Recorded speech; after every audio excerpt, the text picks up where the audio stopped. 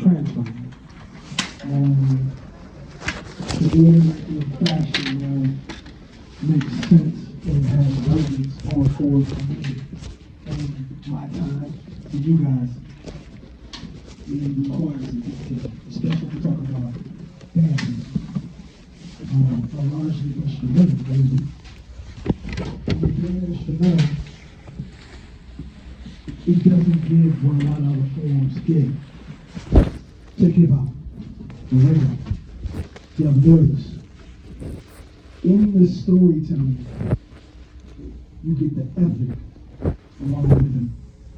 What happens with the music that's coming from black people, that's coming from segregation, really, and it's instrumental. And the faces that make it are on the records. There's no detailing of what that lifestyle or the ethic is about. Combine that with the lack of shine that the commercial larger music industry looks for. It's not moving platinum numbers. But in the same right, it's essential and it influences those platinum numbers. Look at Drake's album and Beyonce's album.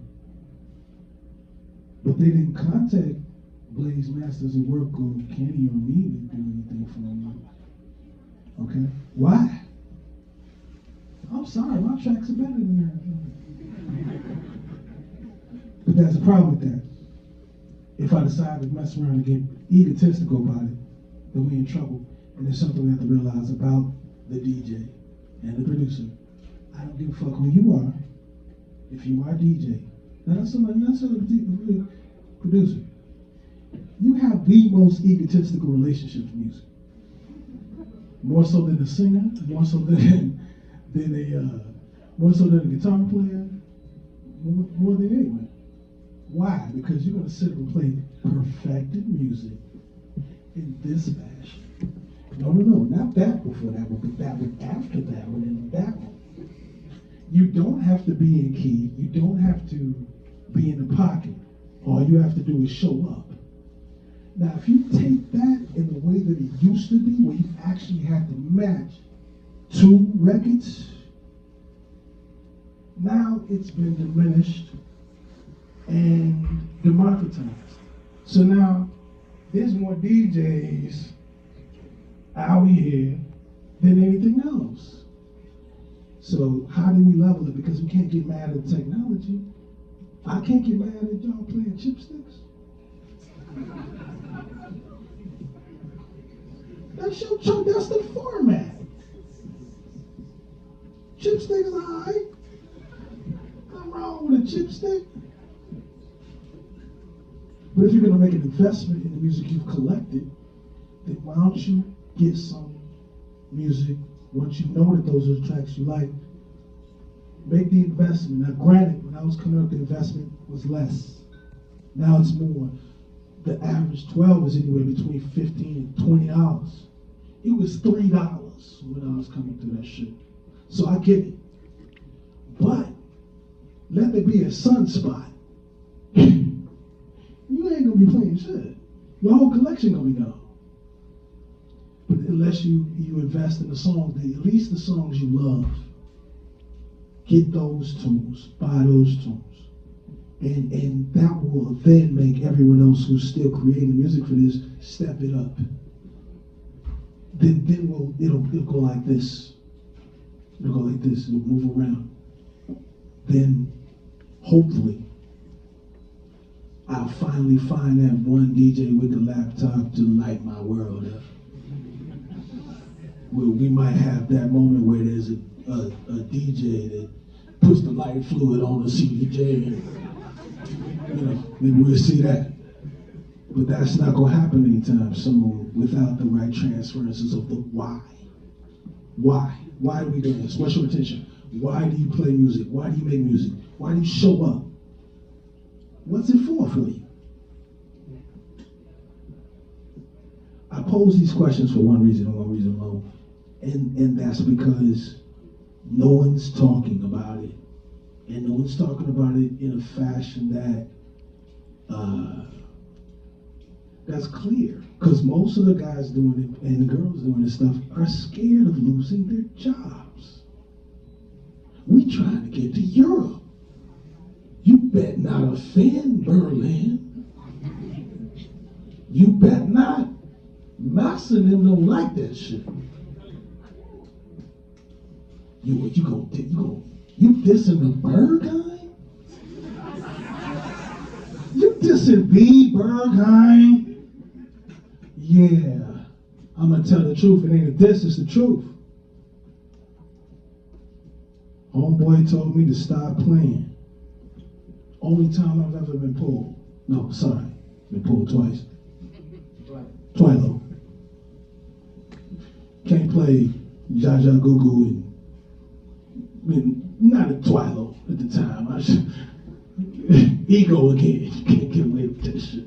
Alright, I learned. But at the Bergheim, I'm playing set between 2 and 6. At 4, apparently I was bringing everybody upstairs. I was in the panorama bar upstairs. And I fell into JD, that Busta Rhymes joint. Just out of nowhere, just hip hop. Owner came over to me. You stop playing right now. I was like, why? No, you stop playing. Too much song. Too much song. I said, well, run me my chips and I'll get a bunch of face. And he ran my chips and I stopped playing. And then I had no idea how bad that night was going to get. It got worse. I will pause it there because the rest of that story is in the book. This is my man Mike Rubin. He went through the trouble of sitting with me days and days and days in the trouble, and so many. Hello, 1 2 1 2. Lots of hours. What's going on? What we doing here? Microphone? Hello? Okay, a little better. But yeah, we went. He came to Detroit and recorded a whole bunch of hours of me just running my mouth. 20 hours. 20 hours. Yeah. So go that number. 1 2 1 2 1 2. All right. So I'm gonna let him start leading some stuff and tell him, run some questions out. So in the course of our conversations, Yes. You talked extensively about your roots in Chicago, in house, and how that scene, when you were coming up in it, you just as a teenager, I think 12, 13, that scene was almost exclusively African American. So, question for you, here at Dweller, which is, I'm assuming most people know, is a festival curated by and targeted for, I believe, black producers, DJs, fans of electronic music, which is, I think, the only festival of its kind. So given that, how do you feel about spaces that are intentional in centering black people and their position in the history of this music and its attending culture? Critical. Critical, because we're at a point where this sort of thing needs to be funded, either with philanthropy or some sort of attachment to, I don't know what the matrix is for it, but it needs to be preserved in some sort of institutions, plural. Because I think there's a couple of things that happen when it comes to black bodies and the trauma that we carry and have carried for years. We absolutely need to dance. A lot of folk just want to dance. Now, it's not my job to decide who, is not to say that white people don't need to dance too, but it's a very, very specific weight upon black bodies, black trauma locked in. There's places where you come off and you don't even know why you got to dance, but you got to, or you don't feel good. And it's a dangerous thing when we see our youth being taught not to dance. Where these little boys out here, these little girls out there, and the only dance they doing is a two-step, a shuffle. That's all you got this in you? So where's the rest of that trauma gonna come out? It comes out when you got little boys, 18-year-old boys with 12-year-old bodies, and they'll shoot you and they ain't got no hands. They don't have any physicality. They don't have any respect for their elders. And why? We're scared of them. We are petrified of these young brothers. Petrified. And these young sisters. Petrified. Why are we petrified? Why are we scared of our own people? Why? Because we've been taught to be afraid. We've been taught to compress, because that's a controlled situation. Once you have a people that you can do that to, then you're stuck. So I see it as something that is needed in every single city. It should be in the schools.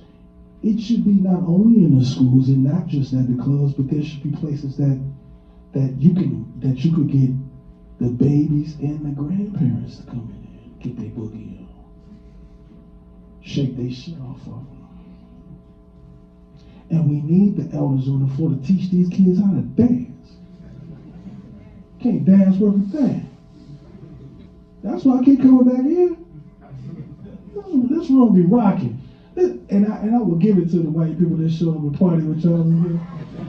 Because I've never seen a room that looks like the Sugar Shack thing, but they'll be like predominantly white and shit. I'm like, that shit is magical. So, you know. But we need these institutions. We need these places, and they need to be accessible, and they need to be given to the youth and the elders.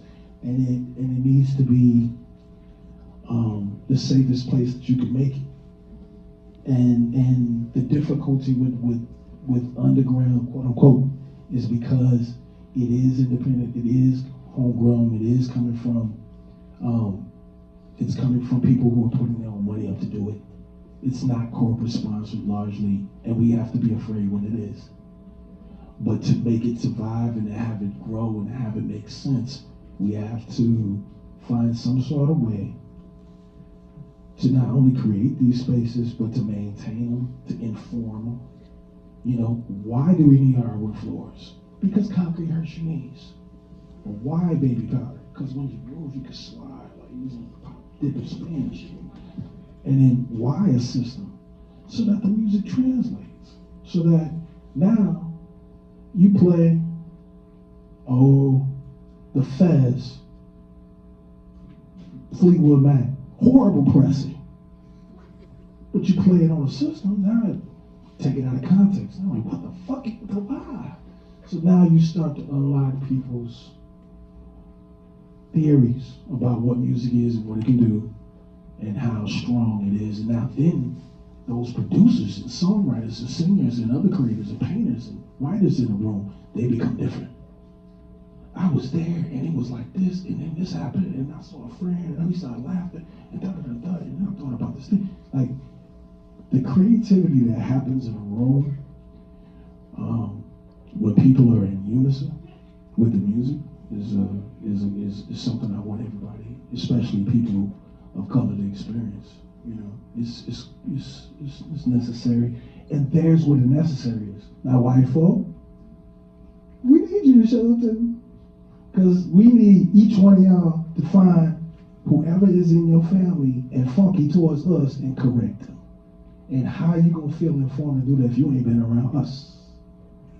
You need to be able to say to them, yo, every one of y'all find one of your racist peoples and correct their ass. And we'll be all right. So if you're gonna come hang with us, then y'all go holler at them. But that's not our job. It's not our job to worry about how you act outside of this culture, because we can all get along in the dance, but then you see somebody out on the street and they funky towards you. You was just with us. What? We just was having the greatest time. Oh, I get it. So as long as we under this environment, we cool, but we get outside, we shitty. Can't be like that. But that's why I think those spaces needed, because you need to flip the paradigm. Those spaces ideally could be curated by the youth who need it. But then the older ones got to realize the sound's gonna change. We can't always stay in 1986. We gotta move. We gotta stay with it. We can't be confronted we can't be that afraid. I don't even know if that answers the question though. Do you have thoughts on how to reach the youth? I think it was 1998. I flew to Detroit to do a story on the roots of techno in Detroit. And Carl Craig, when I met him for the first time, told me that he thought about making cassettes, just passing them out free in high school parking lots to try to get the techno music that was being made, to have the kids hear it. I think he thought better about sitting outside in the high school parking lot trying to solicit kids, but it'd probably beat them up.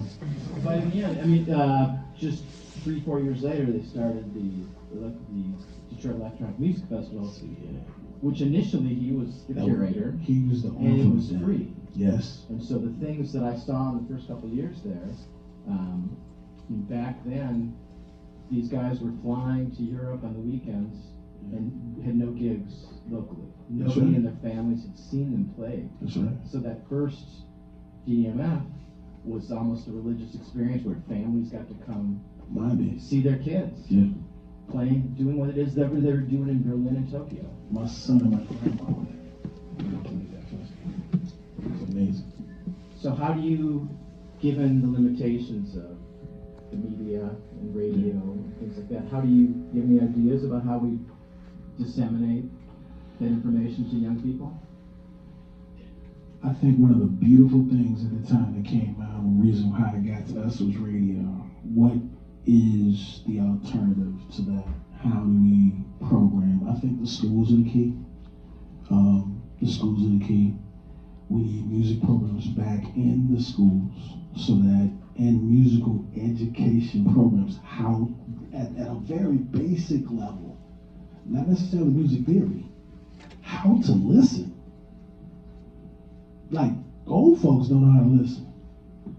I'm still half blown away that like 80% of the crowd ain't on the phone. All right. Because I think the youth are coming up with a heavy distracting device. And that distracting device gives them infinite choice at any point in time. You want to punish your child? Take the phone. You ain't got to spank nothing. Take the phone. You don't start acting like a crackhead. No, Dad, please. No phone. Read a book. Not a book, no. Not a book, no. But it really comes down to being able to approach them and almost make it a part of a requirement. Like, there should be, I remember when I was coming up, there were places you go where your mama would drop you off on a Saturday, you had to do taekwondo, and then you had to do African dance. And I hated that. I hated the African dance part. I loved the karate part. But then you had to go do the African dance, and it was like, oh, okay, this is weird. Right? But it was brothers with djembes. And you had everybody moving, and you were just like, okay, those are cultural signs. That doesn't exist anymore. And why it doesn't exist, part of it is because time moves on. The other part of it is because we're distracted. These devices, or this device, the phone, is highly distracted, so we need to find a way to pull that away or delay having to be involved in it too heavy, but then at the same time, somehow get it into the educational systems or create places where it could be an addendum to the educations that they're getting. Like, if there's programs, like They can find, you can find people that really need it, and you may find that there's kids that there's nothing else reaches them except music. But it's simply listening. Like, what is listening? How do you listen? Like, what is the practice of it? It's lack of distraction, lack of interruption. It's setting up sound in a way that it's in the room, not necessarily in the headphones, but in the room. Once we have it in the room, now it's another element in the space. When sound is another element in the space, you now have to address it some kind of way with your mind and your body. It becomes directional. It becomes emotional. You need those moments where it's pure listening. The problem with DJs and producers, we always got this other thing going. Ooh, we're gonna chop it there. Ooh, I'm gonna bite that. Ooh, I'm gonna play that. No, just fucking listen to it. That's it. Let it get in your head. And if you were able to do that with the kids, you first have to have a whole bunch of adults that know how to do that. Because a kid, you try to do that to a kid right now, like, hey, listen, man. I'm gonna listen to you, little young big enough. I ain't listening to this. Because that's interesting, because it has visuals. It's got that. Whereas if you have music in it, now you gotta create the vision. Now your mind's moving. What? I remember hearing the songs in the key of life and not knowing what the fuck was making those sounds. It became an imaginative journey. I'm like, oh shit, what is that? Because there wasn't any visual shit to go along with it. But once you hear a song and it's attached to a visual, you already, half the game is fucked up for you. That's why we have to be careful with that. But I really don't know the solution. And again, I don't even know if I've answered the question. One of the things I'm excited about is what Wajid is doing in Detroit. Yeah, me too. I'm assuming that many of you know, but just to reiterate, UMA. he's founding the Underground Music Academy, or UMA, in a space that's down the block from the Submerge headquarters, where Underground Resistance has their offices and studio space. And the goal is to try to reintroduce the gear to young black students and producers, to let them know that this was originally a black music. Yes. Before it was exported to Europe and came back with a white face and marketed as such. But this was truly a black art form. And so they're going to do hands-on. They've already started doing online courses. The physical space isn't quite finished, but they're working on doing online courses, and that to me seems extremely exciting about what the potential for that is. Have you done, I know you've worked with King Britt, the producer King Britt, who's got a course he teaches at the University of California at San Diego called Blacktronica. He's got an in-person class, but he also has, I guess, online classes that he does.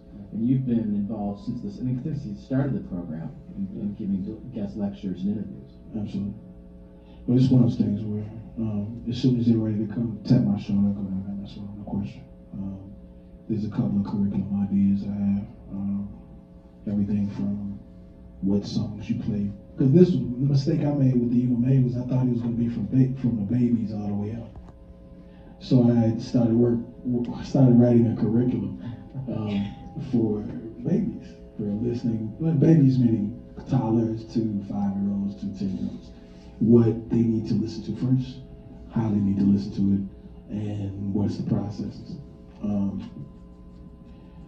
But then when I found out that it was 18 and up, that changed my idea of what to be writing, and also the idea that these would be people already directed and got the idea of what they're trying to get out of this thing. So when I talked to him again, we spoke about it, and I was like, okay, I'll retool it and I'll come back with something. So I'm in support of it. But I love the idea that developing curriculum that goes all the way down to I mean, how is she gonna really get it? I mean, they have those for, teaching music. Yeah, but like playing the Suzuki method and things like that. exactly. But the idea of listening to Yes. electronic music is just kind of wild. Listening first, listening first, then movement, then emulation, then creation. You will have step by step by step.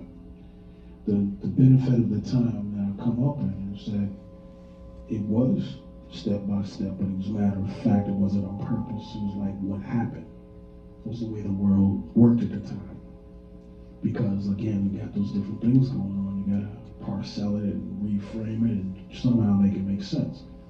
I mean, it might even take some detoxing. Like, okay, kids, you're going on a camp.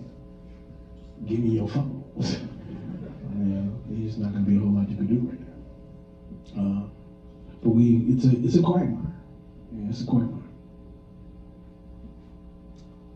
I think one of the things, and that, again, going back to those conversations I had initially 25 years ago in Detroit, one of the issues has always been radio. There was initially the producers in Detroit, before when they were young, when they were teenagers, they discovered Kraftwerk and Parliament Funkadelic through the Electrifying Mojo, who had a nightly show I used to listen to when I was a kid, and you discovered all these things that it wasn't techno music, because there wasn't techno music yet, but it became, to this generation, it became the inspiration for what they created. And there hasn't been anything like that in Detroit anyway, any airplay, but in the last month, WDT, which is the public radio station in Detroit, has now given over evening shows to a number of different electronic music fans, including Wajid as a show on Wednesday night for 2 hours. Shigeto, the drummer in electronic music. Yeah, Shigeto. And I used to hate his name. I thought he was lying. Your name ain't Shigeto, dog. Fuck out of here. I didn't even want to meet the dude. Shigeto. I'm from Chicago, dog. Turns out it's my man's name for real. his mom I was pissed off with him for like 2 months before I met him, and this is his name. Like, okay. Shigeto, man. Shigeto. Nah, but he's a talented dude, man. Hell of a drummer. His mom is Japanese. That don't mean that. What does that mean? That's even a stranger there. They're like, Japanese mama calling you Shigeto. At least it ain't his first name. I hope it is it. No, it's Zach. Okay, Zach Shigeto. All right. That would be funny as hell. Yeah. Hey, what? He's a DJ. He's performing too. He's spinning too on his own show. So this is going to be at least in Detroit. Let me ask you this: how long has he been playing? How long has Shigeto been playing? I know him as a drummer. How long has he been playing? Well, how long has he been playing music? I think he's a kid. I think he's trained in as a jazz musician. Yeah, that's what I thought. But I'm talking about DJing. Oh, I don't know. No, I think radio DJing is a different school than we took what drop mixes rather than. Okay. I'm not talking. He's not doing he's not the wizard. He's not doing a wizard show. He'll be introducing music to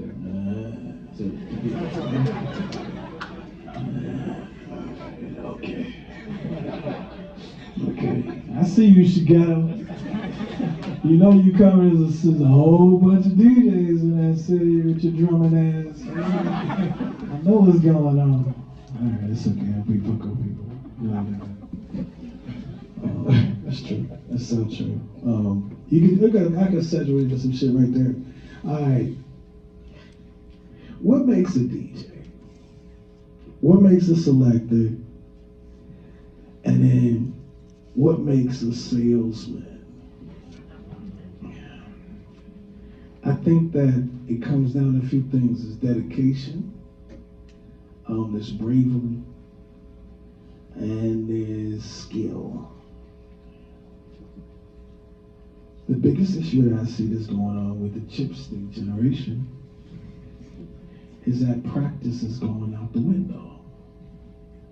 There's no need to practice when you got the auto mix function. There's no need to dig and dig and dig and dig and dig and find a song and then not know it. Ask people around, what song is that? They don't know. Months go by. You go to the store, you hear a rumor it was called this, it's not. You look and you buy that record, you realize, oh, that's not it. So you go back out again, and you hear that song again, and you realize that one DJ got that song. I'm gonna keep going to hear that DJ to find that song. Right there, right there, right there, right there. Programming. Can you play that one tune over and over again and bust people's heads and get them to get it into their head? Do you have several songs like that? That can happen. That can totally happen. It's more difficult now because the rarity of what you're playing is a lot more things. Like you give away half your collection just like that. You can, the rate of music coming out, what is it like? What they say is like 30,000 digital files made a day? 100,000? 130,000. I didn't even know it was 130,000. Yikes. Who wants to sift through that? You can't be afraid to put that investment forward because you can actually, and if you're worried about it socioeconomically, you can pass those costs on later as long as you master your records and how to play them. But again, my job is not necessarily to be up here talking about that vinyl's better and shit like that, because that's not what I'm saying at all. What I'm saying is that whatever format that you're in, be dogged about finding things that are rare. Be dogged about being able to get out here and play with ridiculous amount of samurai bravery. Look to clear the floor. Look to clear the floor. Look to clear. Clear it. Send people home. Send people home. Wasn't for them. Wasn't for them. Send their ass home. You're not here for what I do. But you gotta keep your job. The bar ain't happy. Ain't nobody. You better hope you're interesting enough that just went to the bar for a minute and came back. You know, and then understanding that in certain environments you'll be able to get away with murder. Murder! All right, I love Japan, right? Get away with murder. Get away with murder. Murder. I was just saying to the guy the other day, it was just today in the car, it's like, I was messing around in Japan once, and I said, let me see if I can get rid of this silly shit. I played Funkadelic Maggot Brain at peak hour. Like, the room was rocking, it was crazy. I was like, let me try something. And they didn't budge, they was with it. They just started swinging. And I was like, oh, fuck out of here. Fuck out of here. Because if I was in New York, Chicago, Detroit, you supposed to, all right, Theo. Like, I could get away with this here in the beginning, maybe at the end, but not peak hour in the middle of the thing. I'm beating the things, and all of a sudden we just, nah, dog. Nah, dog. And that's why it's a purely American art form. And whenever we take it other places, it's an export. And we have to be careful about what we do too much of bringing it other places because it came back devalued. To the point where the kids don't know it's ours. That's your music, dog. Nah, that's that white techno shit. No, it's not. That's that black techno shit. That came from around the corner. That came from your uncles and your cousins. What are we doing? So part of my thing to do this at all and then start having these conversations is to get it across that we gotta water the grass at home, and it's our fault. It's our fault. We went over there with our bags and picked up. We're gonna go to Europe, and we kept going to Europe, and then they gave us they so bold and control the market so hard over there. They were look. We need defenders in the form. All right, this is the beauty of hip hop, right? They tell you, if you fuck around, we're gonna punch you in the face. All right? We're gonna punch you in the Just listen to any Wu-Tang record, man. They tell you the ethic. We're not fucking around with you. Shame on the nigga that okay? We ain't got nothing. We got how deep is your love? Love your baby. And then we don't have the ethic established, so like no one's gonna defend it and no one's gonna be afraid when somebody calls themselves the Motor City Drama Ensemble. What? I had a vendetta as soon as I heard this dude's name was out here. I caught him at a hotel lobby. I called him and I said to him, hey man, are you that dude you call himself Motor City Drum Ensemble? He looked on his laptop and shit.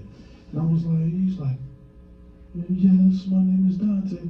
And I was like, bro, I would love to hear your set. I heard you playing later, but I can't because I got a friend of mine at home that said he's gonna punch you in the mouth as soon as he sees you. I can't disrespect my guy. But I gotta ask you a question. Do you think Detroiters are so dumb that we're so stupid that we will let something like that fly? Motor City Drum Ensemble? My man, don't come to Detroit. Just don't come to Detroit. But I was wrong. He came, and people showed. And didn't nobody get punched in the mouth. The boy Ray didn't go. But I was highly upset, and I said that to him, and he slivered off, and he said, well, we call Stuttgart the Motor City. That's like me calling myself, right, DJ Big Apple. Nigga, you from Chicago, by where Detroit? You know, and people are able to use that in front. And that's a problem because now there's a white face on something that it even is. Motor City Drum Ensemble. That sounds cultural. Sound real cultural. I'm going to see that. Motor City Drum Ensemble. I'm going. Sounds great. Get over there as white boy playing all Detroit shit. Oh, okay. I see what it is. And why is this able to happen? Because it ain't hip hop.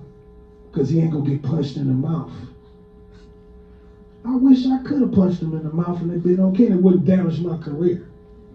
Because those are those moments where I'd be like, man, what the fuck wrong with you, dog? Why is that okay? Why is that okay?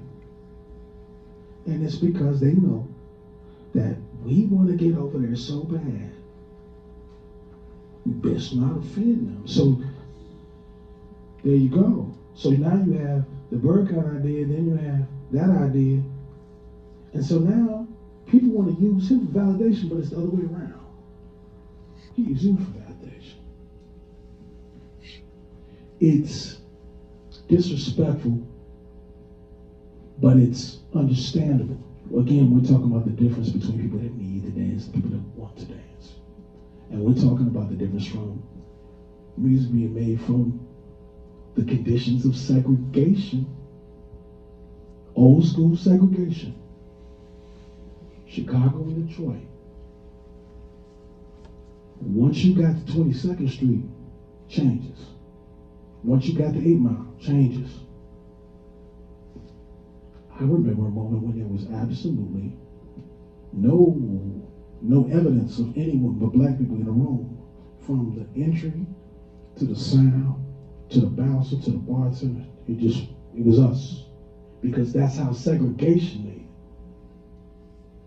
A couple white people show up, few dudes mostly, because they came in, they love the music, want to dance and shit, but the people, man, stand up and away from him, nobody will be around him, because at any moment he could get jumped.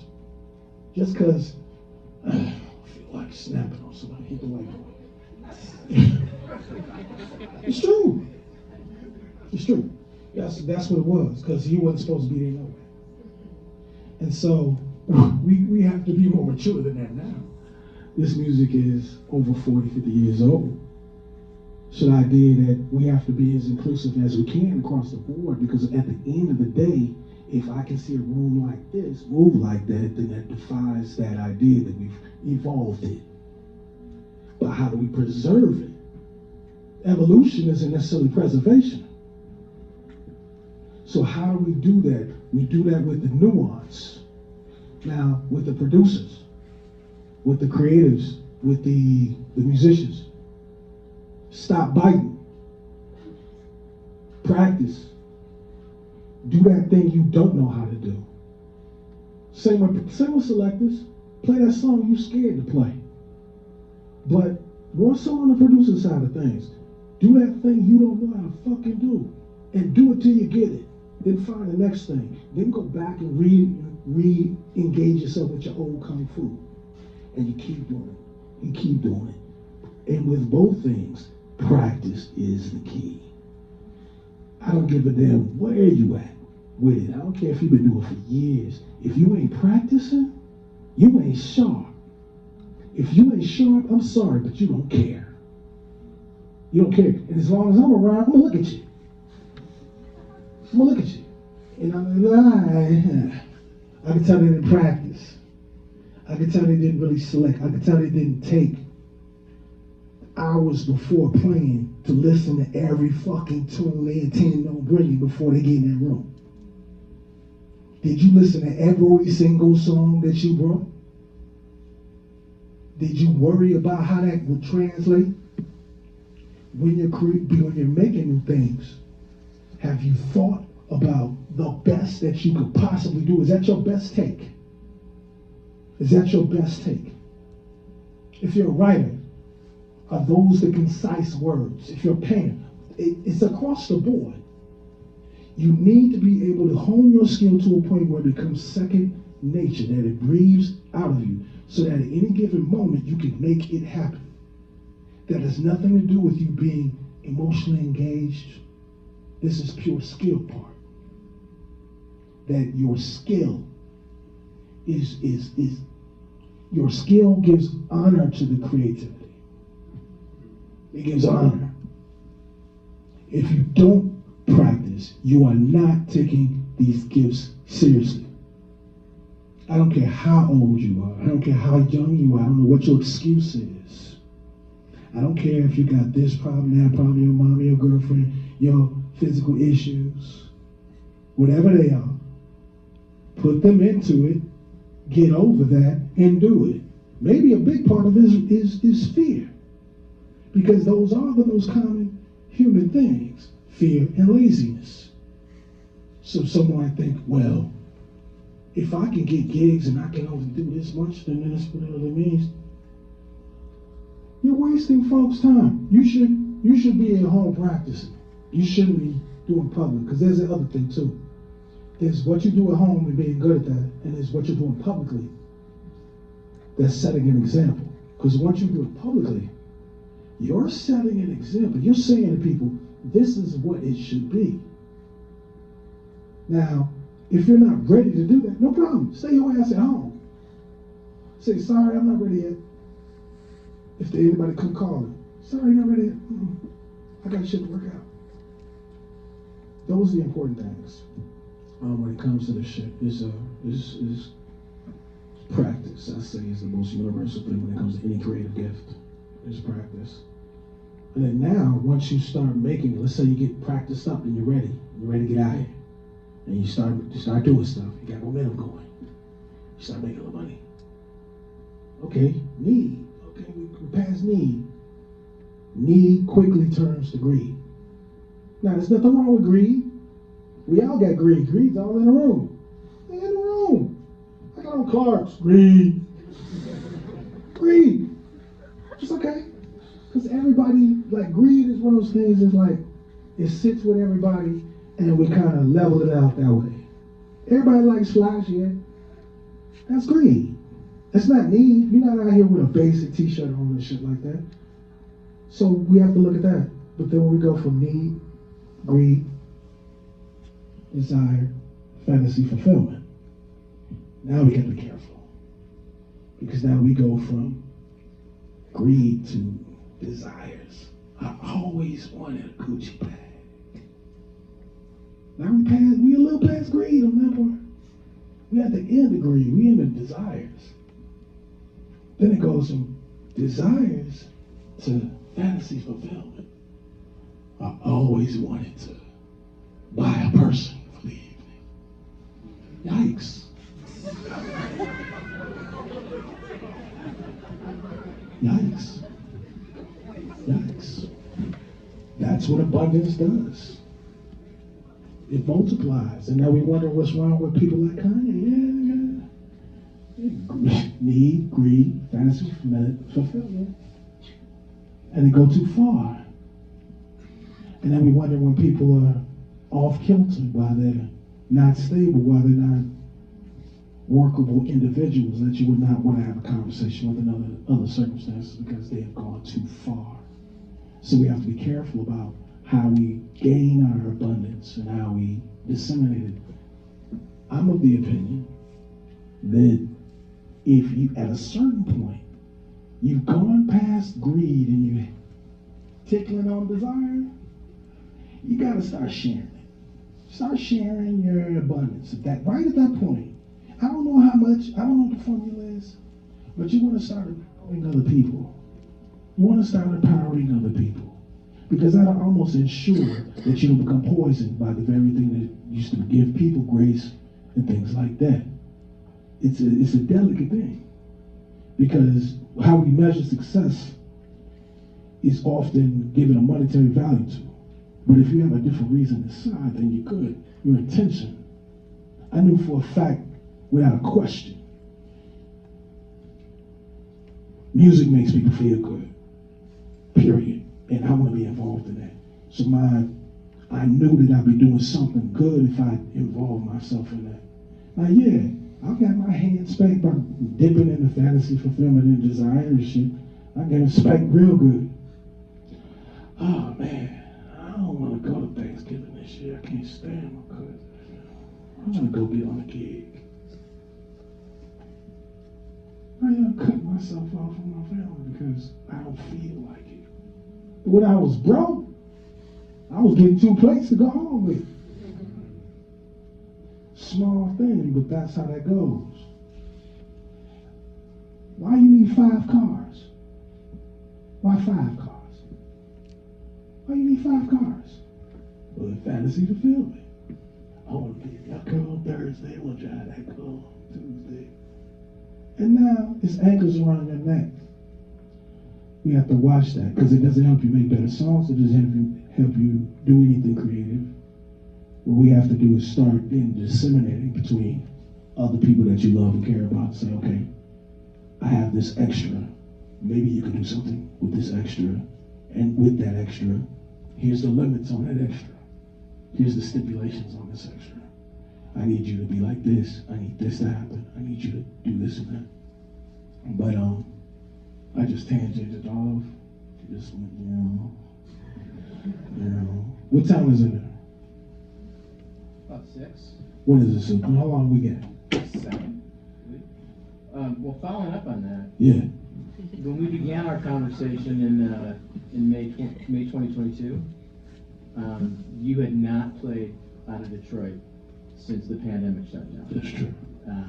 And you talk at length in the book about how difficult the creative process had been when you were constantly on the road. Things that just take 3 hours, 4 hours would take 3 weeks to do because you didn't have time shoving between gigs. Yes. In the course of our 9-month conversation, things changed. Yes. You went back initially, did a show here, came to Nowadays, your first show out of town. Yep. And in the months since, you're now back. I see from Instagram you're back. You just completed you were in Australia, New Zealand, Bali, and South Korea. Yes. And you've been to Japan, you've been to Toronto, you've been to LA, you've got a residency in Baltimore. Yep. So my question is, how have things changed now that you've had the reset? You've gone back out on the road. How are things changed for you, and how are things different in what you're experiencing? Well, I'll say this. I had a lot of hope for this situation in Detroit to be amenable toward me having a space to play at home. They wasn't with it.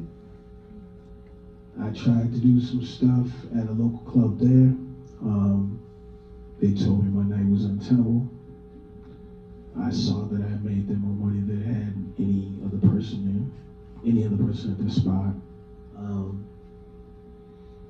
And the way the corporate entities that worked there was a space across the street from my building that I wanted to try to do a night.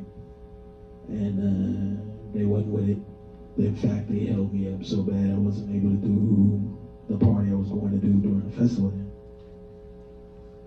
So it became real simple for me. I can either A, write a book, but I realized the kind of time, like I said, just like we're playing, I ain't a writer like that. What do? I make songs and I play songs. I'm not a writer. And so I said, well, I got a choice. I can either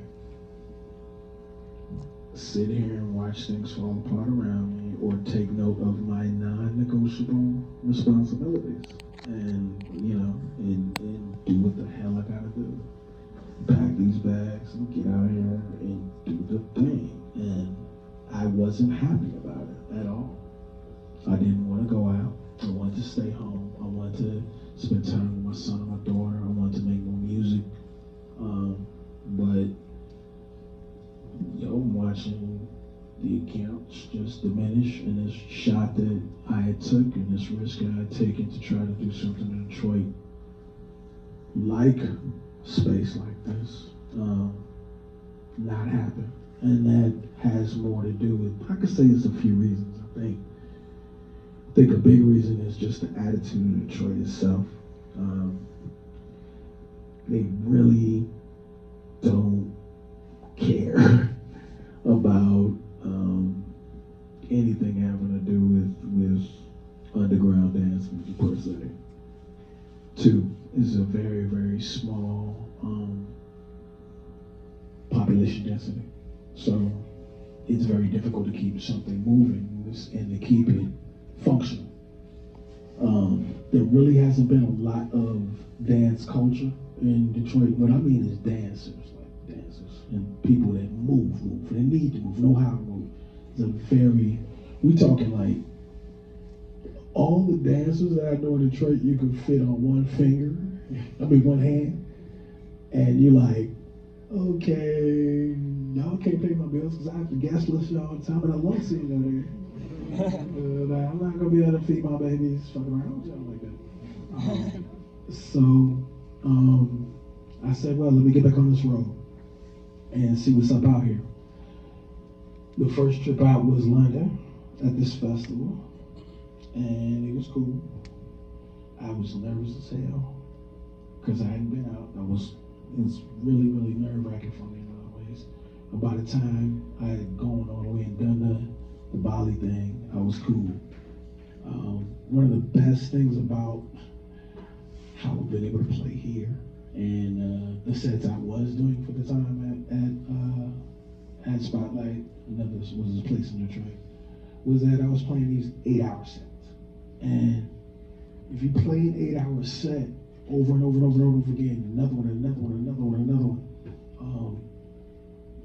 you tend to just be like, hey, you get, what's the word? You get fucked up.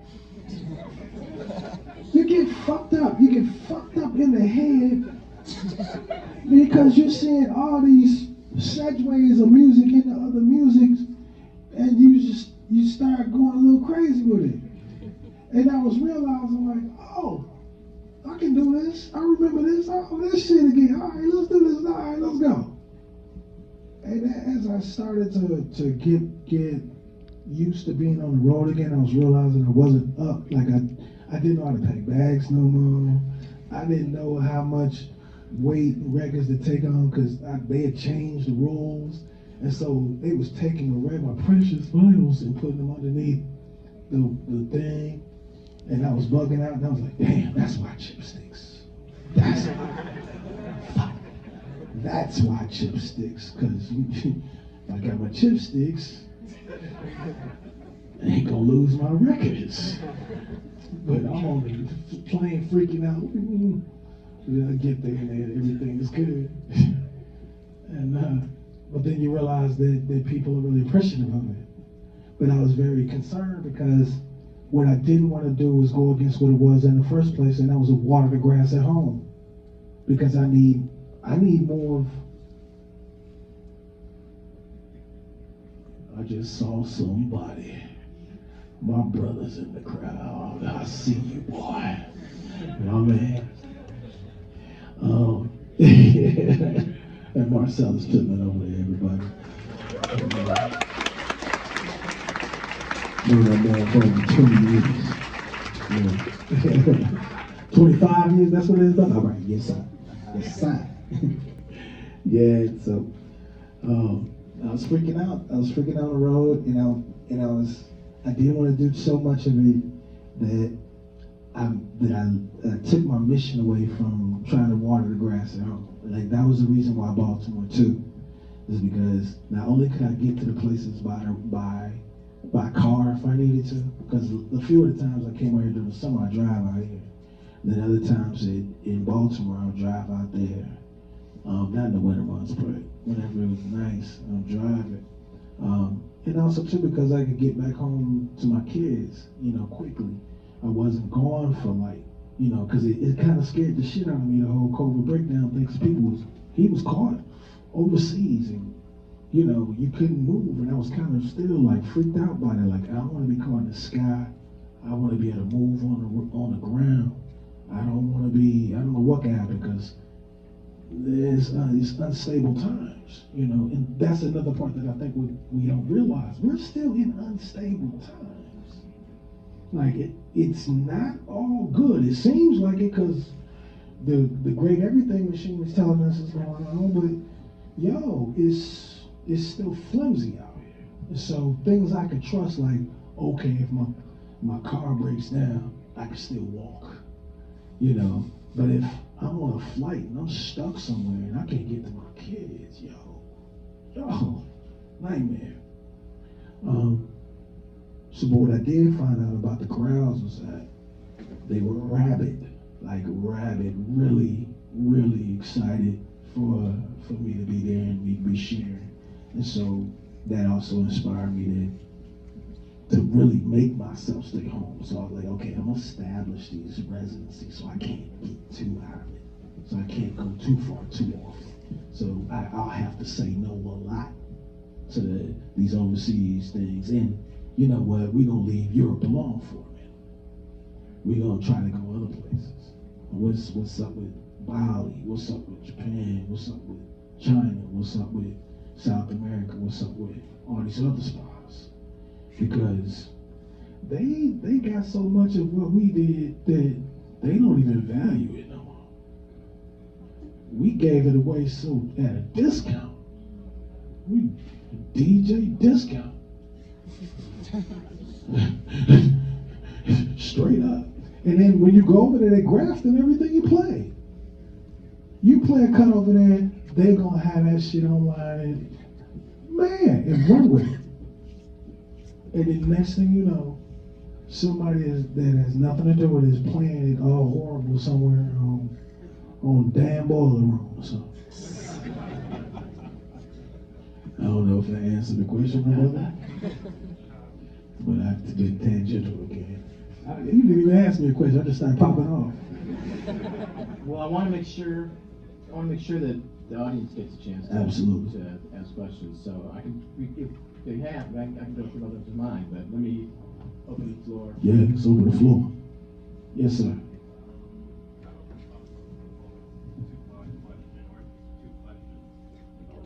Hey, come on up.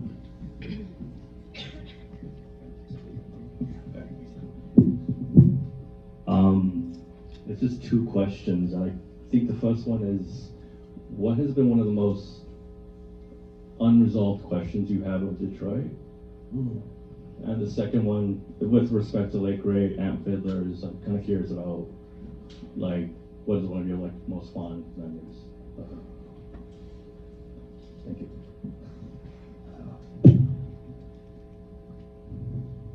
One of the biggest dilemmas of Detroit is the beauty and the benefit of the place. Because we all know each other. It's so small and it's so rich with creativity.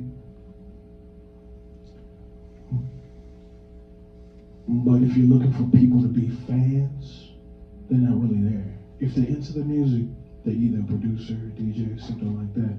So if you have a night there, 60% of the crowd is going to be people that are just as good as you, that are either the bad, like the room is always heavy. It's always heavy in the room. That's what I think is the beauty and the benefit. I mean, the burden and the benefit. The burden is that they don't really give a fuck. Everybody in here is a wizard, and so they wondering, okay, we know about that one spell you do. Where's that? Come on now, Theo. Like they're looking for you to blow their mind a lot of times, psychologically, not overtly, but psychologically, or they're in the corner judging. That right. Wishing they had your job, wishing they had your night, dissing. But again, the beauty of it is, but they love you though. They always expect more out of you, and they're very harsh at the same time. But the love is real. And I mean, we can talk shit about each other internally, but God forbid you from out of town, you talk some shit, buddy. No. We're not having it. We're not having it.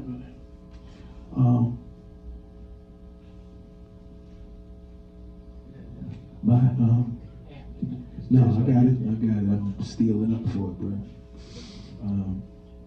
So just to, I don't know if, I'm assuming this crowd knows who Amp Fiddler is, but just to give a little background on who he was.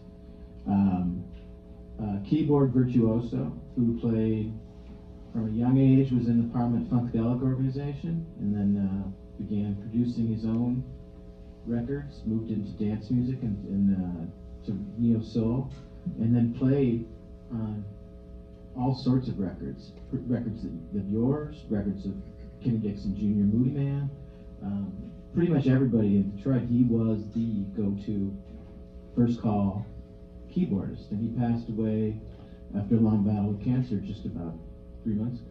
Yeah, it's way more than that. He basically was the glue for 90% of the music that has come out of Detroit in the last 20 years. And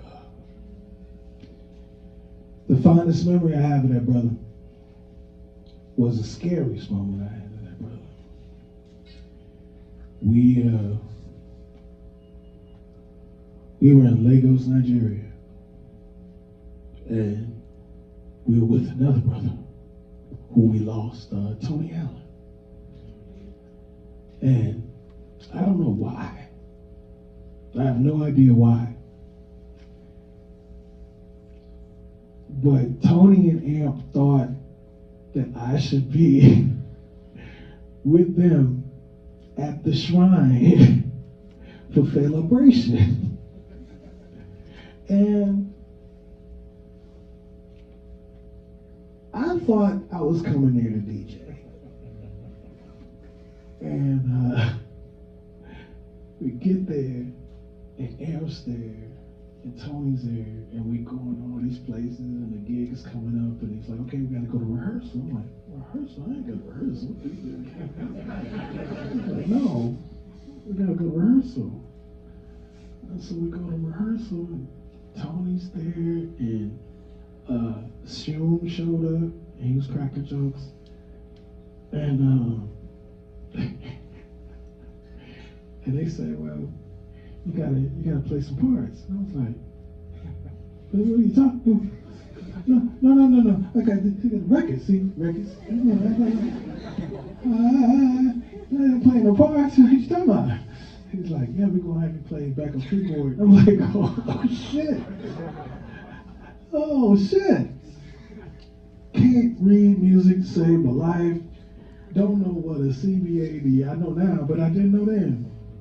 I had to take bits of colored tape and put it all over the keyboards for each song we were switching into. Because they didn't just have me for one song. No. They had me for all these different songs.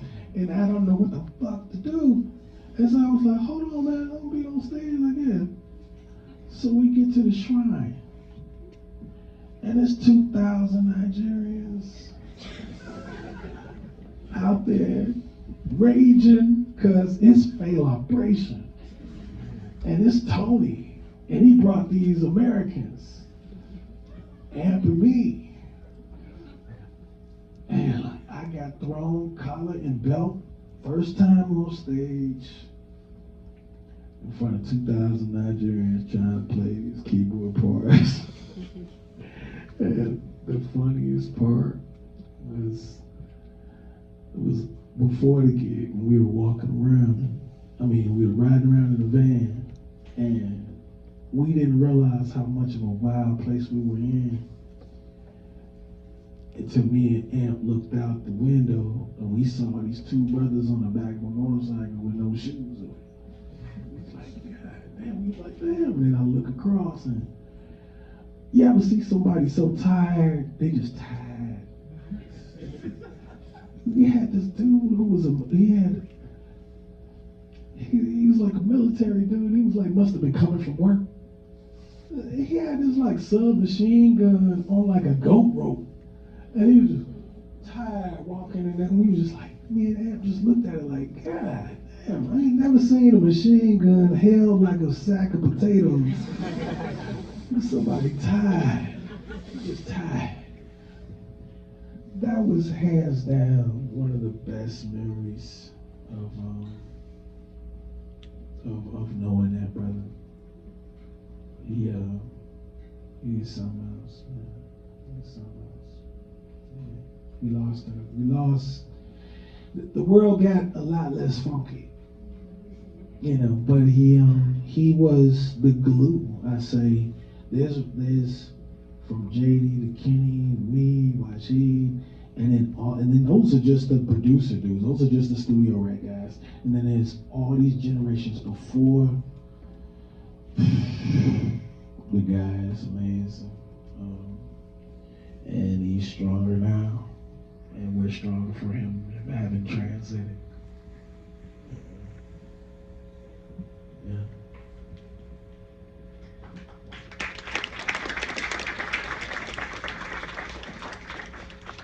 No questions? Shoot. Come on up. Hi, I'm Mara. I just wanted to say thank you for speaking and for also sharing your music. It's had a pretty big impact on me. I bet a lot of people in this room, but you seem to have a very special relationship with Nowadays, and I just wanted to know specifically what you love about it here. It was that Sugar Shack or white people thing. What y'all do here? Like usually when you're in rooms with white people, it's like you got the 5 or 6 black people there that's not the bouncers, and like you're looking at them to kind of know that you're doing okay, But like the beauty about this place is like you can see the whole room and they see what you're doing that way. But the beauty of it is they get the fuck out of the way for the dancers most times. I've seen that most times. That they give room. They know, oh no. Get the fuck out the way. Leave them alone. Now, granted, there's another place that's a really great sound and all that, but I like wildlife. I like the outcasts, man. I like people that have been told no. I like people that need to cut loose.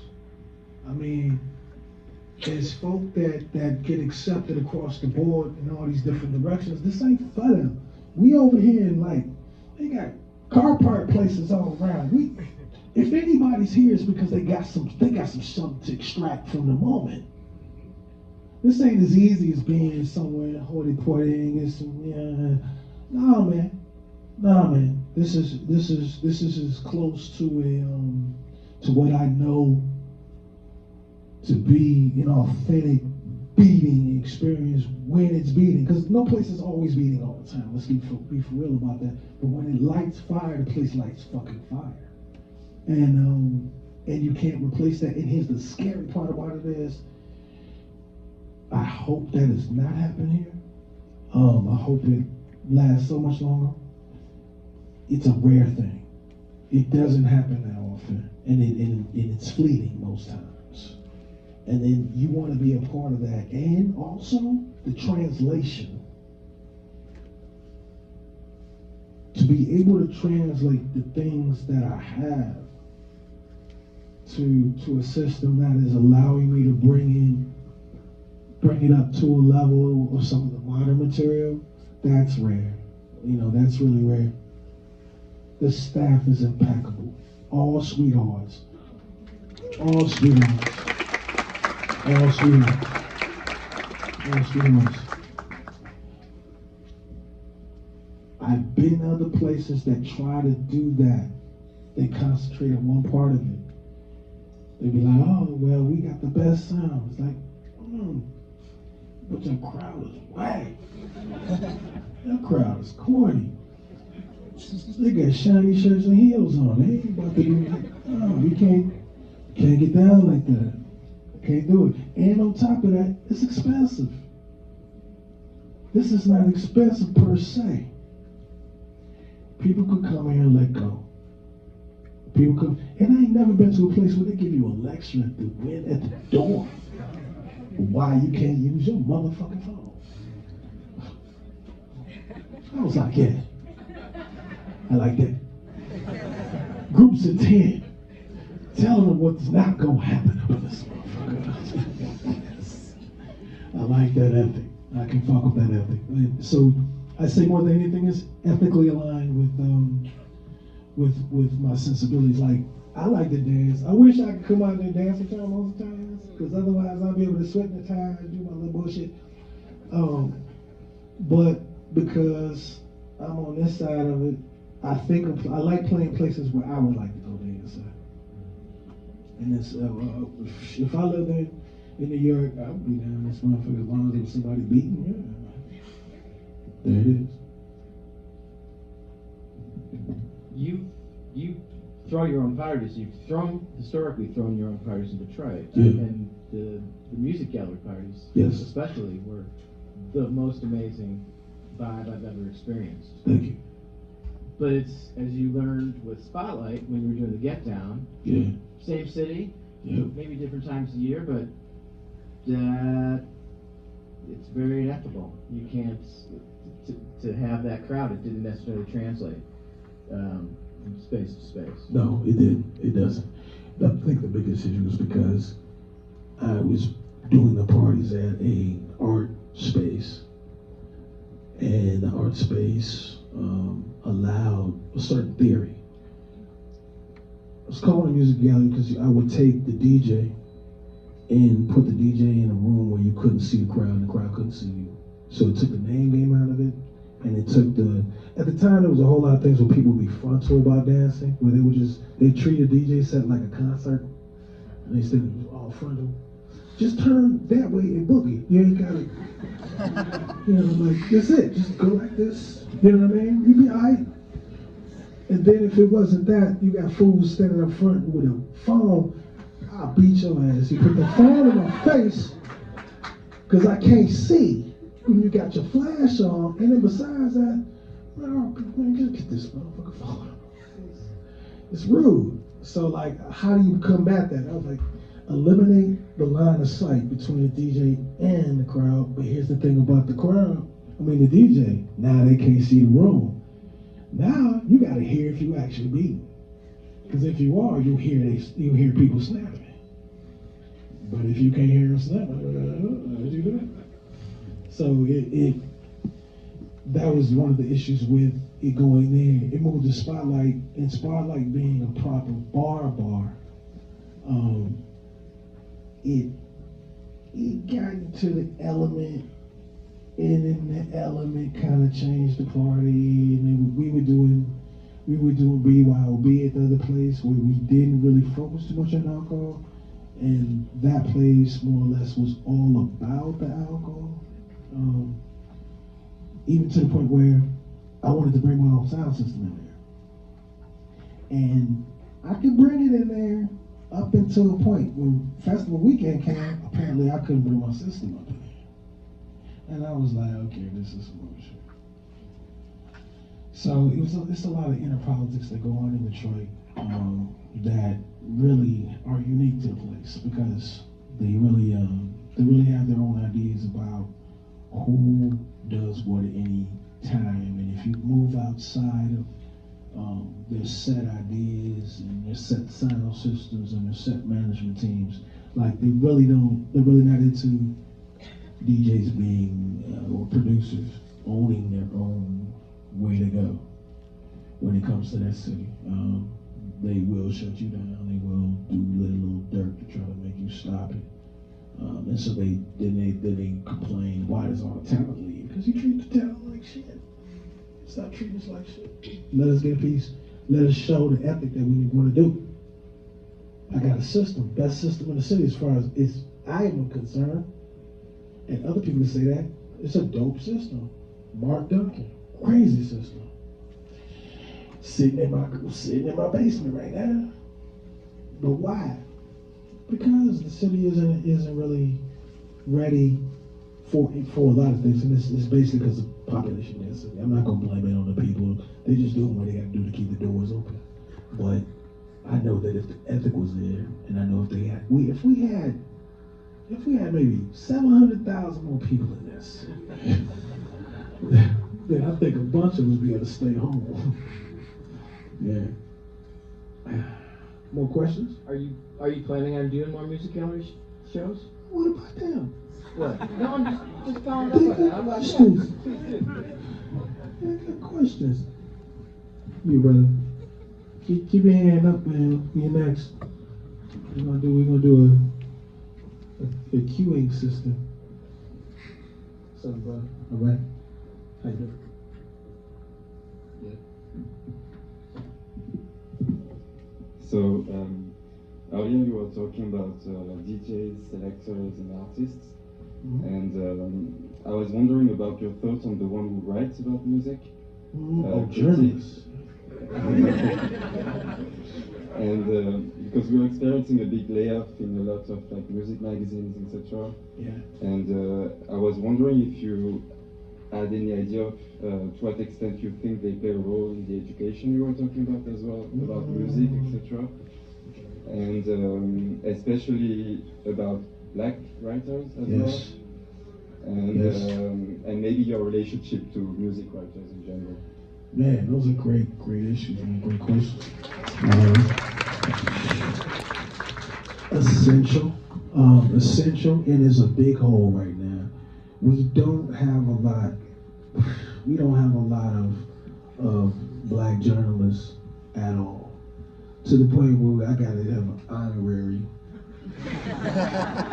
One of the white people that doesn't believe in white supremacy to talk with me about this stuff, just simply because there's lack of that, and there's also lack of those publications. Like, we need those desperately, and it's not happening, and I don't know why.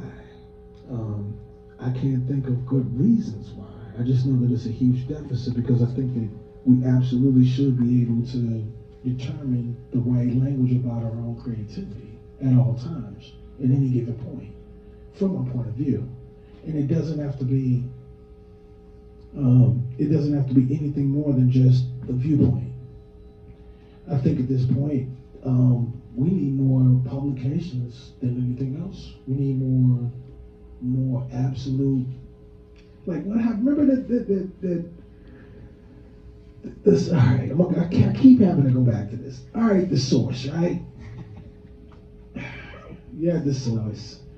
It was the hip hop Bible. Dance, music, politics, and culture. It was like, wow, all of our so-called journalistic ideas came from overseas. Mix mag, DJ, et cetera, but none of them came from the home, from the crib. None of them. We got one in the crib called DEQ in Detroit. That's the only one we got. But when was the last time we heard of a dance music, electronic music, quarterly or regular thing coming out? It could be a blog, but we need more than a blog. That's so cheap and so easy. So cheap. Somebody has to invest in something that's concrete. Something concrete. Something where you could go to a newsstand and find out a few things. Who are the new producers? Who lit it up? Who didn't light it up? We can't be afraid to say who lit it. We gotta be able to take that shit. As an artist, get your thick skin on. Theo, you were whack that night. Sorry. I'll get it together. You know, you need that. You like that last record? Nah, you was a little wild with the drums, Joe. You know, or even better, like, oh, you was dope, but your sound was off. Because the only way that we get to a place where we improve as people is to be able to not only offer the discourse about what we're talking about, but also the criticism. We need the criticism because we're all narcissists. I'm a fucking narcissist. I got my own label. I got my own car.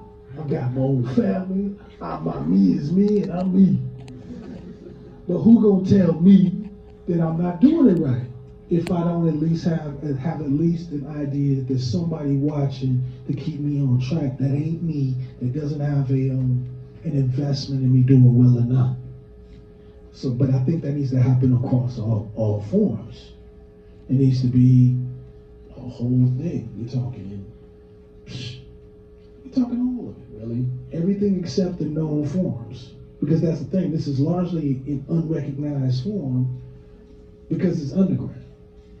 And that's what we have to be careful though. Because how close do we get to being commercialized?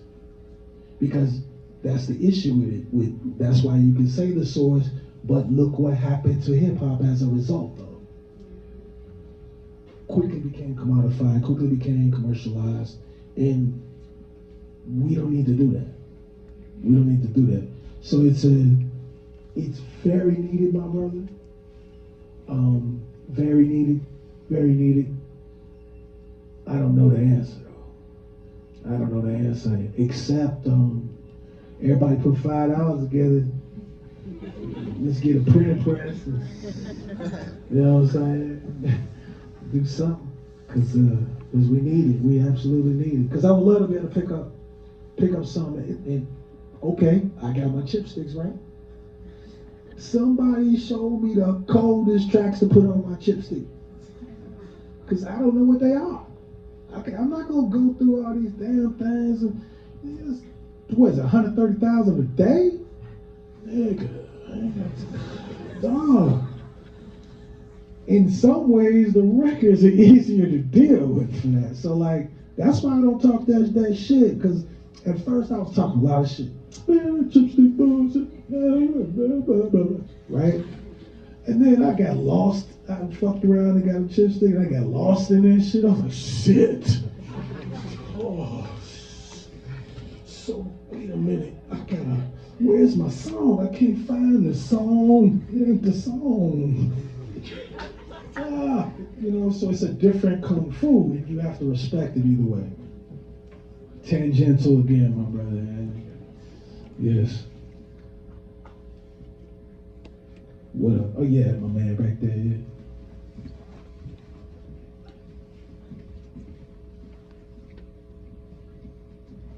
How's it going, brother? Hey, how's it going? Pretty good, bro. Really laughing tonight. I'm enjoying Good.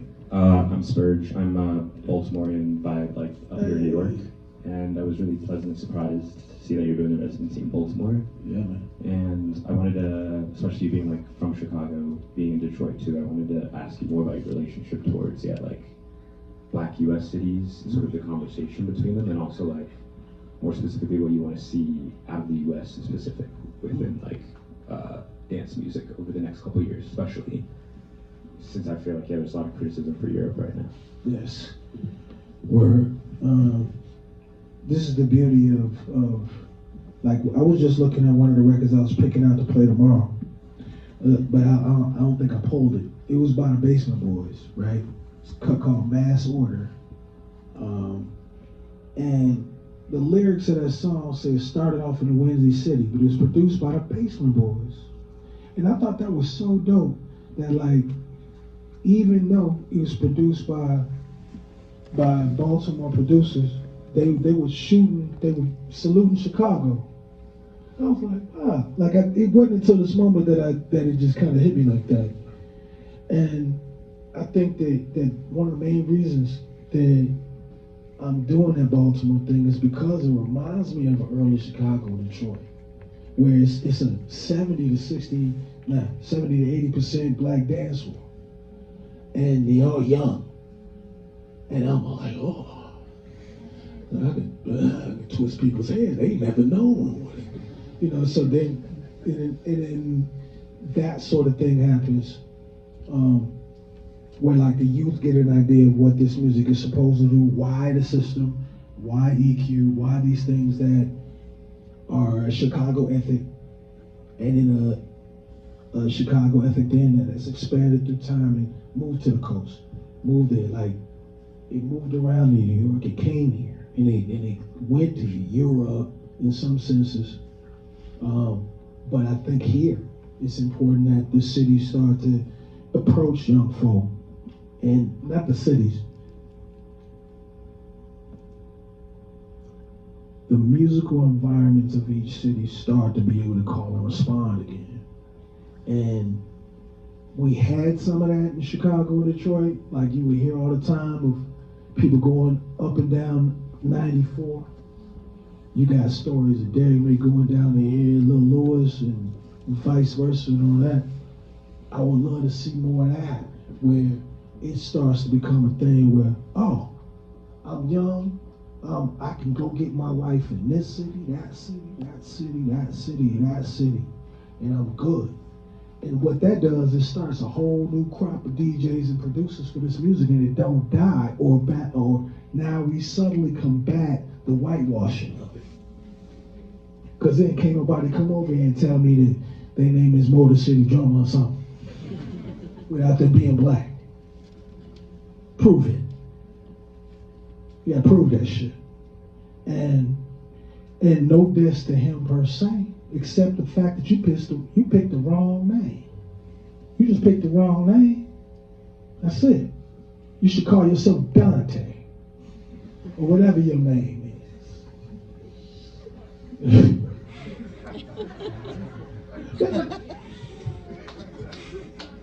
But in my hope is that in every city where we are, we're able to get that mess up off our back. It's proven that the shaker literally takes negative energy off of you. Ever hear that theory or that term, shake that shit up off you? It's essentially that. It's essentially that. You're just literally shaking it up off of you. Those things that you've accumulated with your very, very, very highly absorbative black body that already has trauma that is built in from years and years and years and years and years and years and years and years and years ago, past time, passed through people that you don't even know. Just shake that off of you. And to get clear, at least long enough for you to survive another week or so until you can do it again. And then you can find community, and you find community and people that do that. That's the hope, is that it becomes a thing wherever we are, it is. and that it can transfer. So I'm gonna go over here this time. I'm gonna go over here this time, and then new selectors and new GDs come to the big. Oh man, you heard so no, because that's how it was when I was coming up. There was so many badass motherfuckers playing. It was like, I can't believe it. Mike Williams, G Hunt, Hardy, all these bad motherfuckers. And you just couldn't believe that this is what was going on when you came out the house. If you could give that to these children now, man, we'll fuck around, save a generation. Save a generation. Take the guns out their hands, you know? Take these meds away from them and just fucking, oh man. But that's the hope. That's the hope.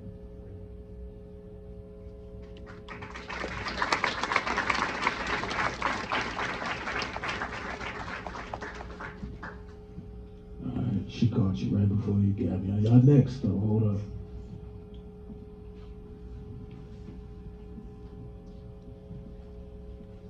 Hey, how you doing?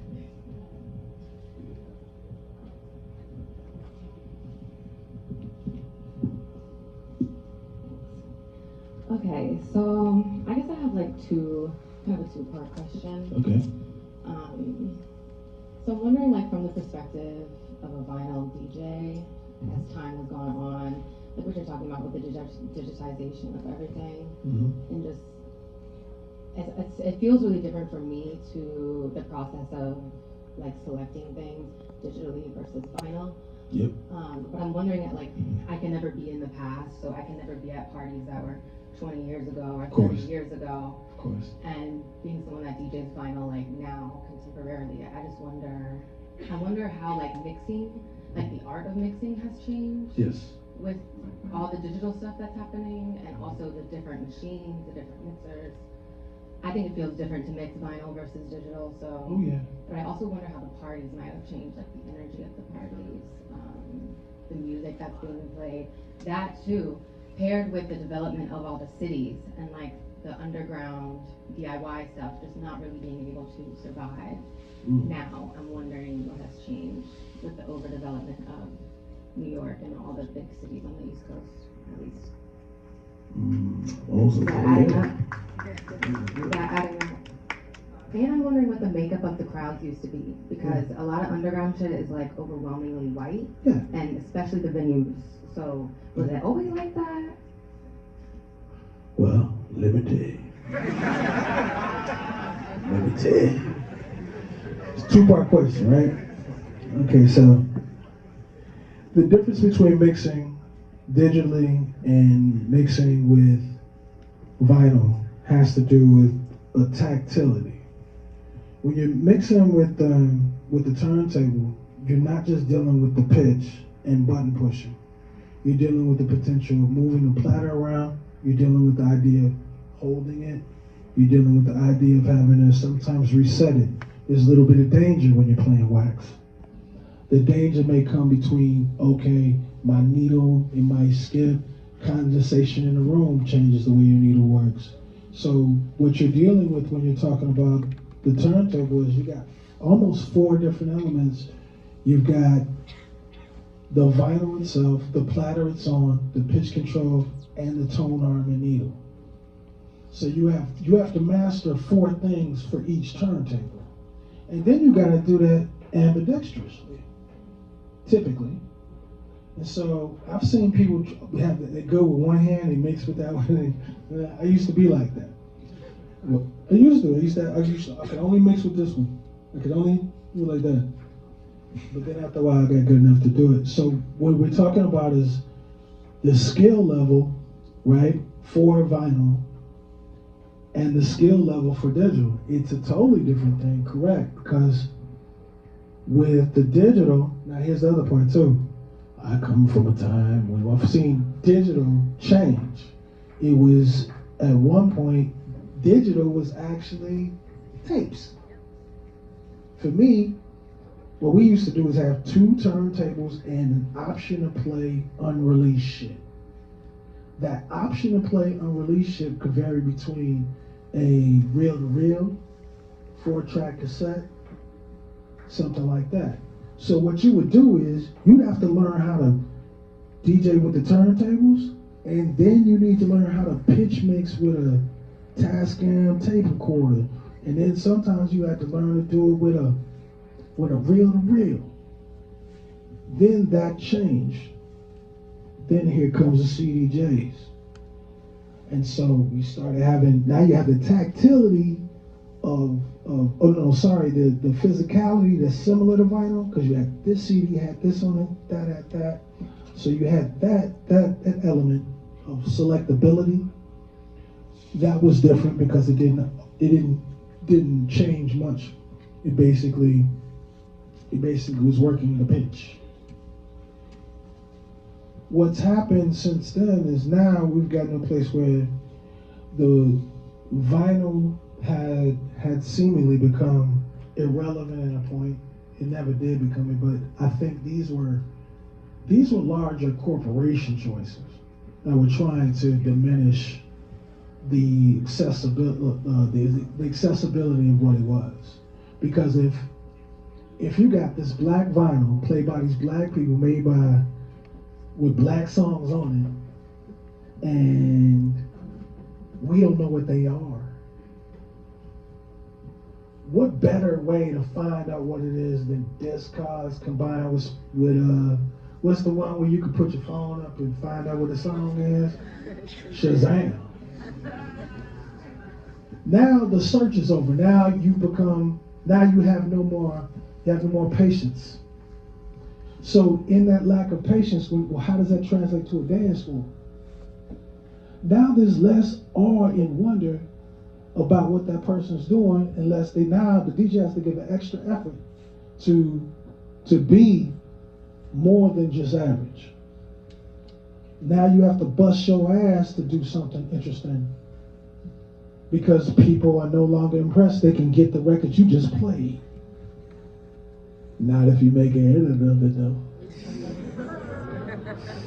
Not if you make some unreleased shit that ain't got no title on it. So there's ways around it, but it eventually, if it becomes commercial, that changes it. And so I always look at the CDJs as the third format. That's where the treats are. That's not gonna be the meat of my set. That's gonna be where my treats are. That's what them things you ain't gonna hear. That's what those are. The wax you'll be able to find that already assume that it's gonna be jacked anyway. But luckily in certain places they don't do that. They got the Sugar Shack here. It's the white Sugar Shack.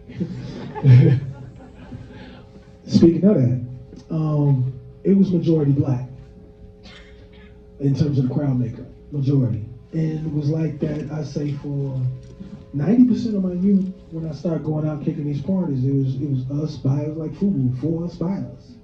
It was us, it was ours. And when I got to Detroit, it was a lot more mix of a crowd. But the ethic between Chicago and Detroit is very different, I think, because of the size of the cities. Detroit is interesting because, and I'm an honorary, I'm a hybrid.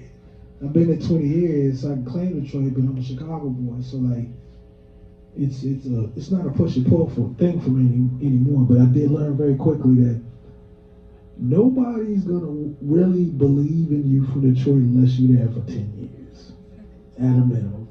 You gotta pay your fucking dues there. That's how it go.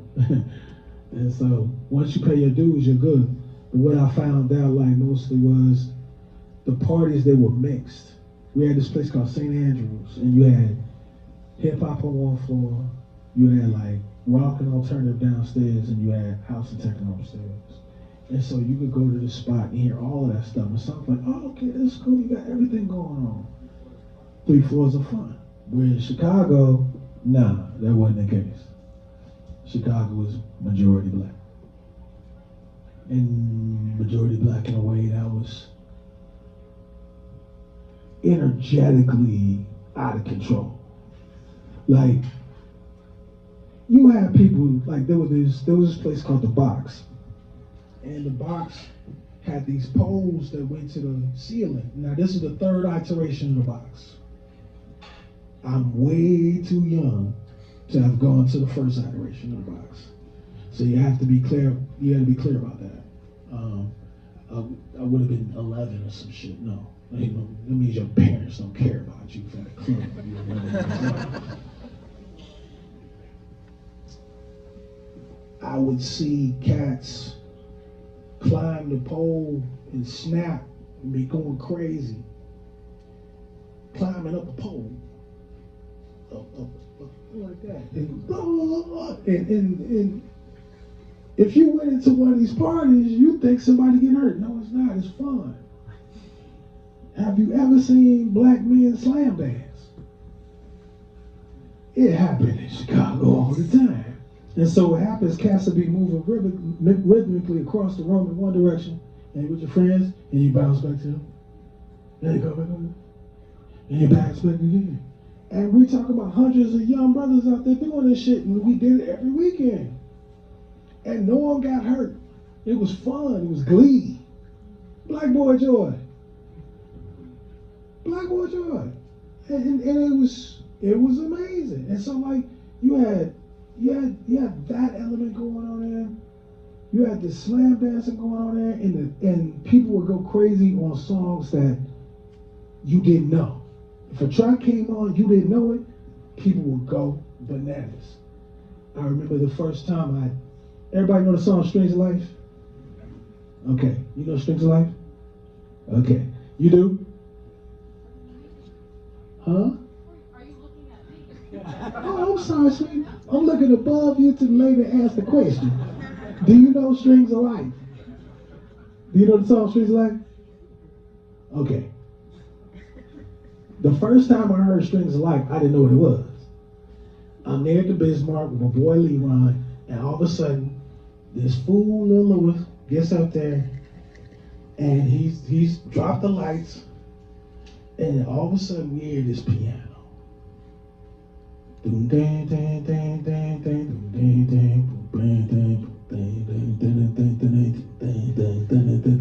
we are looking at you. What's this? What's it? What's it?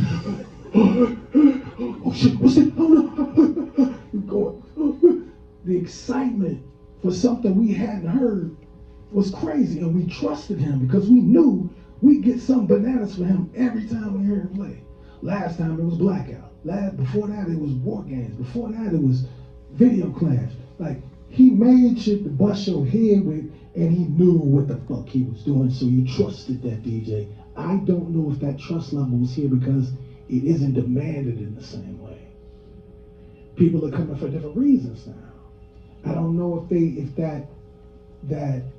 that need to get something you haven't heard before is as strong because we're so inundated with whatever we can fucking want. Everything is tailored to our wants and needs. We can get whatever we want all the time.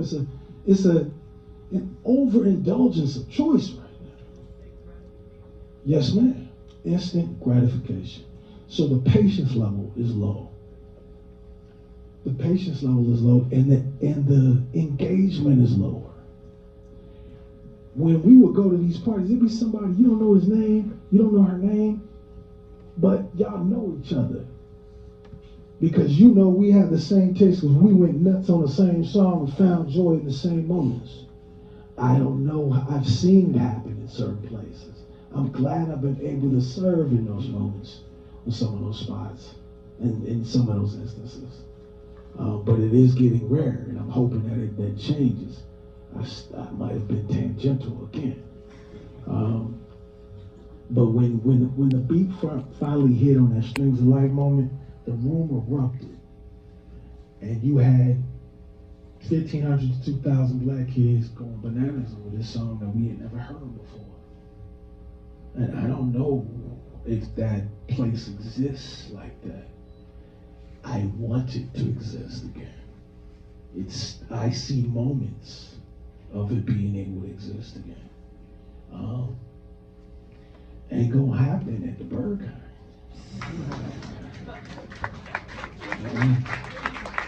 You think they blackball me yet? You think they gonna blackball me? You think they never gonna ask me back again? I hope so. I hope they don't. I'm trying to get blackballed.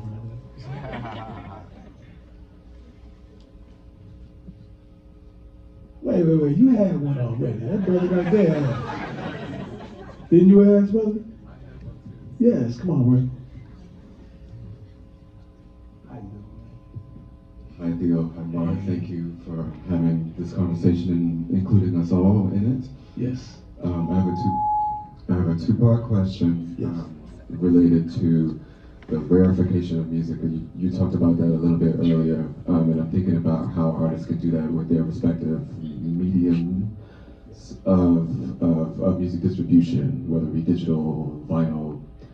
I'm thinking about, as a producer, a performer, and DJ, I'm thinking about performing live, how to create like bespoke live performances, experiences that people will see probably only one time, bespoke to the parameters of the event. I think one way to do this is to have like a wide range of like events, maybe like from private to public. For instance, like I'm not the same titration of artist I am in private as I'm in public. Of course. But I want to offer experiences in both realms. So, I guess, do you think that's a good idea?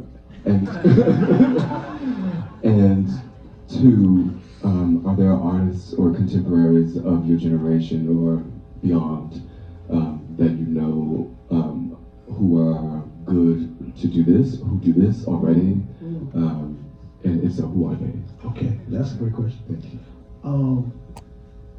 The question is public or privately, and this is going to be determined by you. Has it been honed to a point of excellence? Have you honed it to excellence? And if you've honed it to excellence, I almost guarantee you won't care if it's private or public. The division between, but now granted, you may decide that there'll be things that that you want to be more intimate, but if you hone it to a point of excellence, complete and total, unassailable excellence, then it will cease to matter whether or not it's happening in a wide view or in a narrow view. Then it'll become maybe conceptual as to why you would have it that way. But again, excellence, an unassailable excellence from concept to execution. The issue that with a lot of stuff that happens performatively is that it can become concept heavy and skill light. Sometimes it can be over skill and concept light. We have to be careful with conceptual art, but we also have to be careful with performative works as well. In terms of artists of my generation that have done it and know how to do it, I've done stuff like that. Not very well. Not very well. Because when you step outside what it is that you know how to do, you have to almost not do what you do well anymore. Because you're shifting your creative focus. Like for instance, I DJ and I make songs and I dabble with writing. If I lean all the way into writing, I have to assume that some of that energy is going to be pulled in that direction and that one of those two things is going to fall a little bit down. Now there's another thing. I thought I was going to be the first black F1 racer. I had to give up on that dream. See? Ain't no black F1 teams for us, man. It's not gonna happen. So like, I had to decide that, okay, maybe this is a hobby.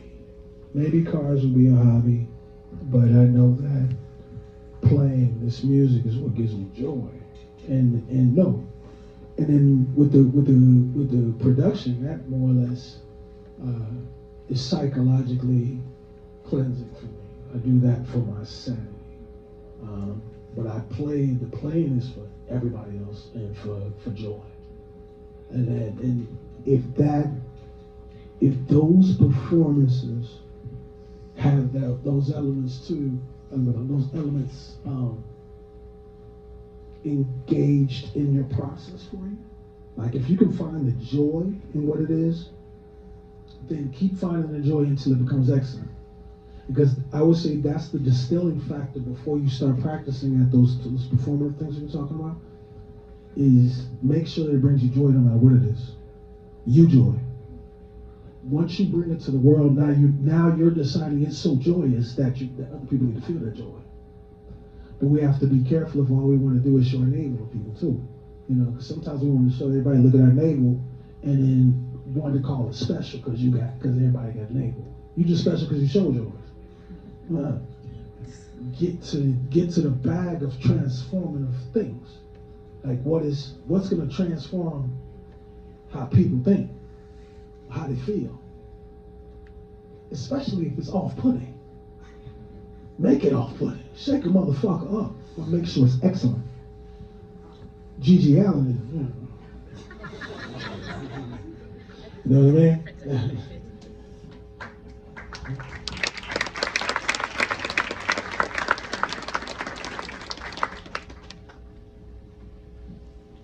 Who's that? What? Peace. Two things. Well, actually, one thing quickly is, so my question is, what was the moment where you realized that you had achieved your G status? Where like you were no longer the young gun, but now the young guns were looking to you for like leadership. And the other one is just a side note that the black underground in New York City, in New Jersey, is very alive. It's still very black, but it's also very underground. And that's it. Right on, right on, right on. Like right now is when I found out. Like, I still consider myself a kid in a lot of ways, because I approach playing with a real fun kind of thing to it. That's part of the reason why I got my baby picture on the records. It's because it's to remind myself and everybody not to let the kid inside of you die. And so like, even though, and I thought it was kind of funny, I had this like, real frowny faces and 5-year-old and shit. But like, I think it was, I don't know, man. It might have been, you know what it was? I'll tell you what it was. This is fucked up. When you're playing with some of your heroes, and you can tell you kind of intimidate them. When that happened, and it happened like 5 times, I was like, I scared these motherfuckers. I didn't know they scared of me. Oh, you scared little on me. Oh shit. I gotta keep doing this. But see, there it is. You gotta be careful. There's that DJ ego. Watch out now. That DJ ego. You gotta be careful, because remember, like, we're the only people who participate in music that can put a song on and put glasses on. Fuck out of here. Try doing that live on stage. My ass, in key, in the pocket, with the energy. No. Not happening. But I think it might have been when I started to intimidate other DJs that I looked up to that have way more experience than me, way more clout, and all that shit. The competitive part of it. Because people like to act like this shit ain't competitive. It's highly competitive. DJing is ridiculously competitive. To the point where it's detrimental. To where people worrying about set times and whether or not they played this or that. All that bullshit. You get over that over time. Nobody doesn't get a part of that. You have to deal with that part. I say it's a developmental curve. That for the first 5 years, you learn how to mix. 5 to 10, you're trying to figure out what your style is. 10 to 15, you're basically trying to put together and tell stories and shit like that. 15 to 20 is trying to stop to be bored. Trying not to be bored. Trying to keep yourself relevant. Once you get over 20, it starts to become like butter. Now you know who you are, you know what you're doing, and that can be a lot of fun. That can be a lot of joy in that, you know. But I think that the main part that I know that I moved from that to that, if that's an indicator, I don't even know if that's really an indicator. That might be an ego indicator. But I don't know if I ever thought of myself as an older gentleman. Even though I'm a motherfucker gray face and shit. I mean, I've never really considered myself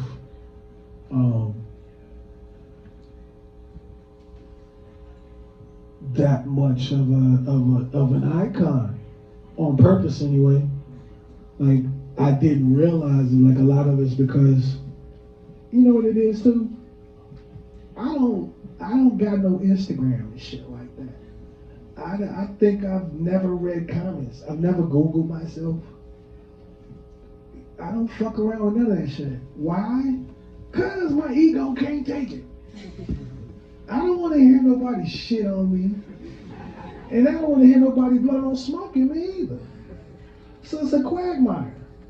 So all I got to do is like look and say, all right, I can listen to the recordings on there and say, okay, that was dope. Okay, that was dope. And I can wait till whatever record I did or whatever pops up on the list of somebody. Fuck the reviews. What's up with the list? Who's rocking? I fuck with that. I'm trying to think. That's a great question because it's fucking my head up. When did I think I was an older G? Man, when I told my son he couldn't be a DJ. Yeah. Like, no. You know, this is not a job or a career, it's a calling. This is like being a firefighter or a nurse or some shit. This is not a career. It's not fun times. No. You're gonna suffer for it. And a lot of people don't want to hear that, but you will suffer for it. And you should look to suffer. Have a huge appetite for suffering for your creative gift. Facts, no matter what it is, develop a huge appetite for suffering for your creative gift. And it becomes exponential the better you get at it. I say at the 25, 30 year mark when you're DJing and shit, that's when the tangible sacrifices come. Oh no, you ain't gonna have no stable home life, homie. Oh, you might not have a family. Oh, you might not own no property. Oh, you might not make it to your next birthday if you imbibe too much of the pleasures of the party. So you have to make decisions that preserve your longevity. And them ain't fun choices. I want to drink as long as I play. But if I drink as long as I play, I won't be playing much longer. It's ABC. So we have to watch what's on offer in that life. And we have to also realize that you don't judge the people that are here to get this shit off of them. You judge yourself and how you conduct yourself. And you preserve it, because if you're really serving the music, then your idea is to make sure that these people get clean or get loose. And sometimes they gotta take stuff and do stuff to get that up off of them. And that's not you to judge it, just make sure they fucked up ass don't come in there knocking the turntables. And if you need that to get loose, then just know there's gonna be somebody, because it's competitive, it's gonna bust your ass because they ain't fucked up. That's simple. But I don't know. When I told my son you don't need to be a DJ, he was like, I don't care. He plays the guitar, so he's cool. He acts and plays the guitar. I don't know if that answered it again. All right, appreciate it. And yeah, man, I'm so glad the underground is live, man. Come on out. Come on out. Who was it? No, wait, he called first. You're in the queue. Yeah. Man, my name is Corey. What's up, Corey? Yeah, nice to meet you. Yeah, man. I flew out here from Houston. Oh, Came shit. to dwell in Lansing. Thanks for too. coming through, man.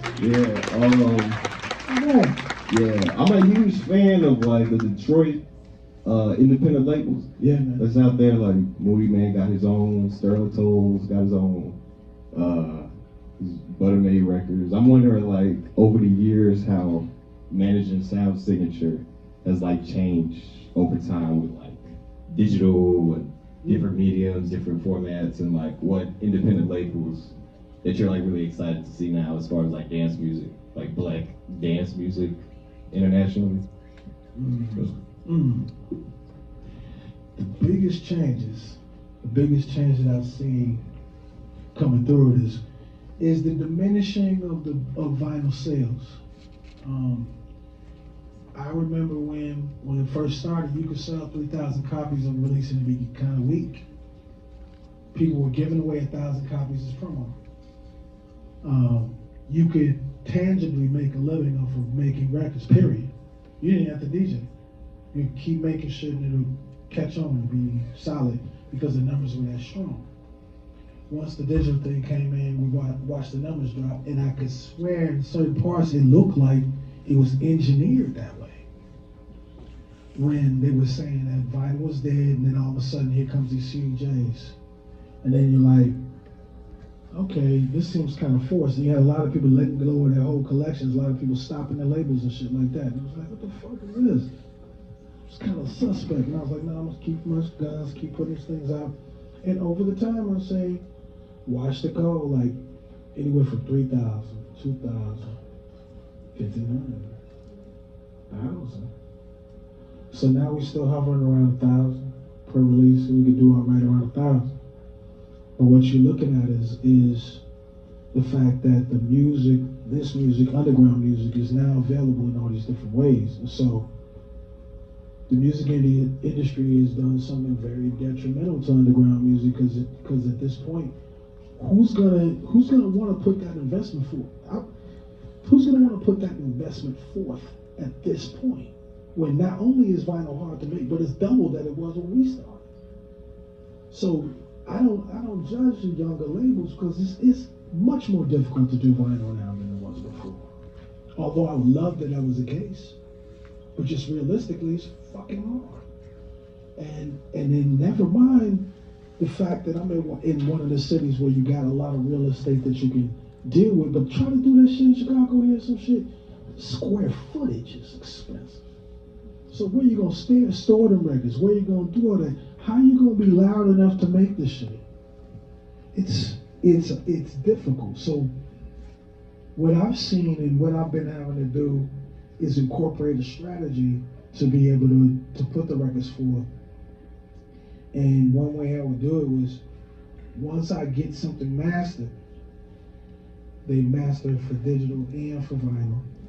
I get the masters back, and of course, by the time you send it off for plating and all of that, I could then put it out digitally initially ahead of it, and maybe get a little bit of push on it once people get it. And then, if they like it, I got vinyl copies ready for them. And so that's how I've been kind of able to do it. Thank God for represses. Represses have saved my ass. I do, if you could just go back and do catalog, because all of that money spent on master shit's already spent. So I'll go back in and go, okay. And also too, we got one of the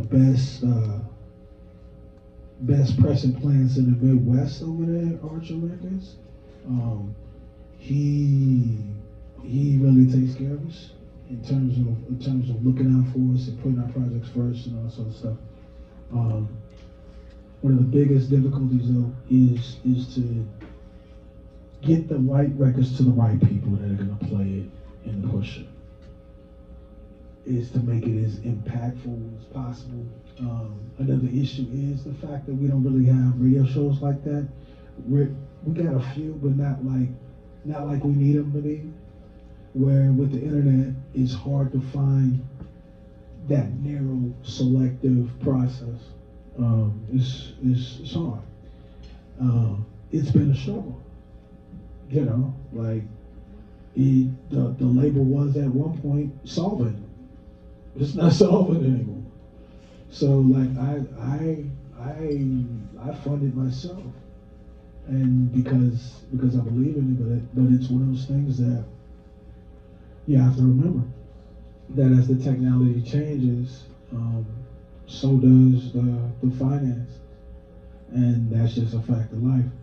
And that's been the biggest challenge for me is how to incorporate the digital thing. So I've been doing super stupid stuff like, all right, well, if I'm gonna do digital, I'm gonna do vinyl, I'm gonna do tape and CD. Cause why not? I mean, offer it. You never know. Somebody might want to tape. Yeah, skip it. You might want to tape. And then along with that, let me do a shirt. Like what do you call it? Spectre got a new piece out. I got his shirt on. I forgot that I had it on, right? So this is the project we got going on. Spectre. Look at this shameless plug you done started. Shameless plug number 2020. Hey, this is Spectre shit, right? So this is part of what I do. Is now, if you don't even like the fucking song, you get a shirt. And it's a cool shirt. So I gotta do, so now I sell tape, CDs, merch, you know what I mean? So you gotta diversify that to kind of like deal with it, you know, to kind of deal with the back and forth. And I'm hoping at one point that the finance stuff's picked back up and it starts become more solvent again in terms of what's going on. But it's a struggle.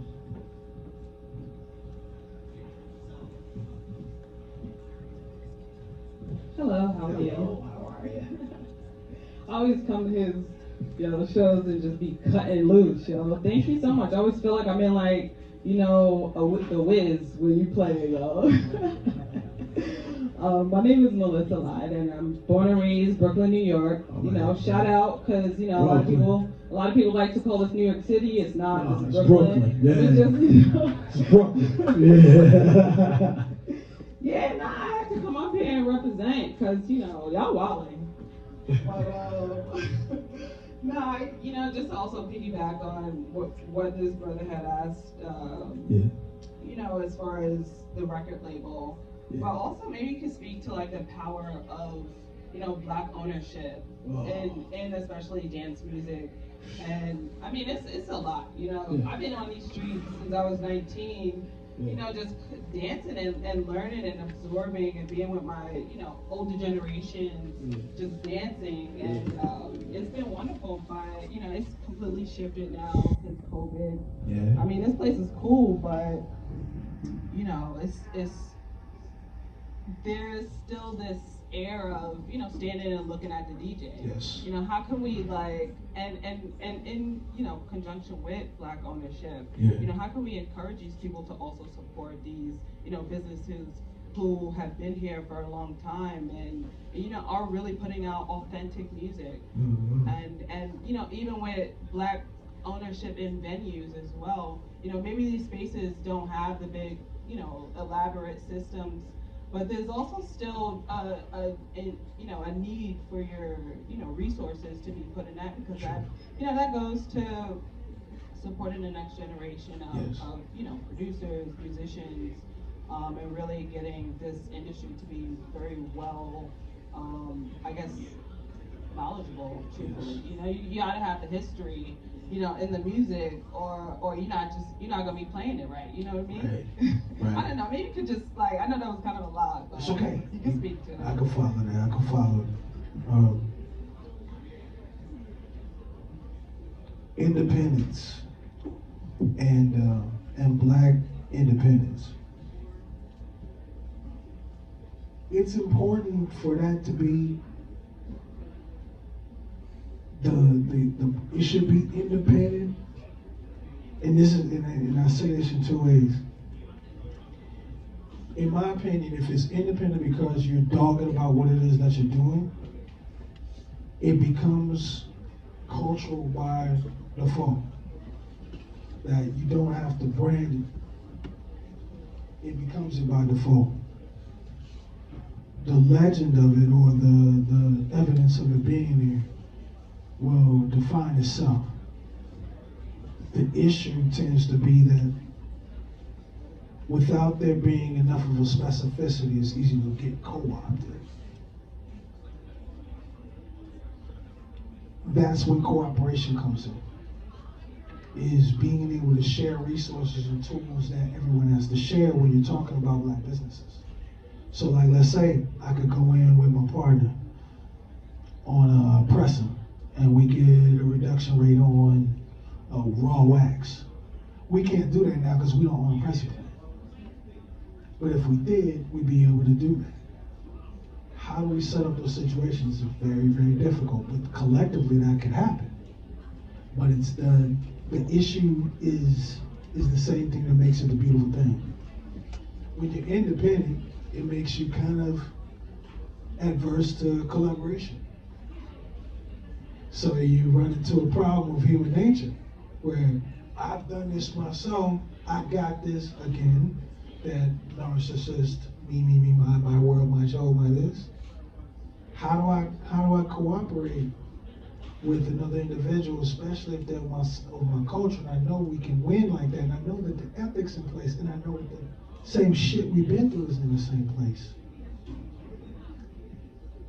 That comes down to conversation, that comes down to like really, really important intercommunicative things that are almost unpredictable. You would need to find common ground in almost a religious or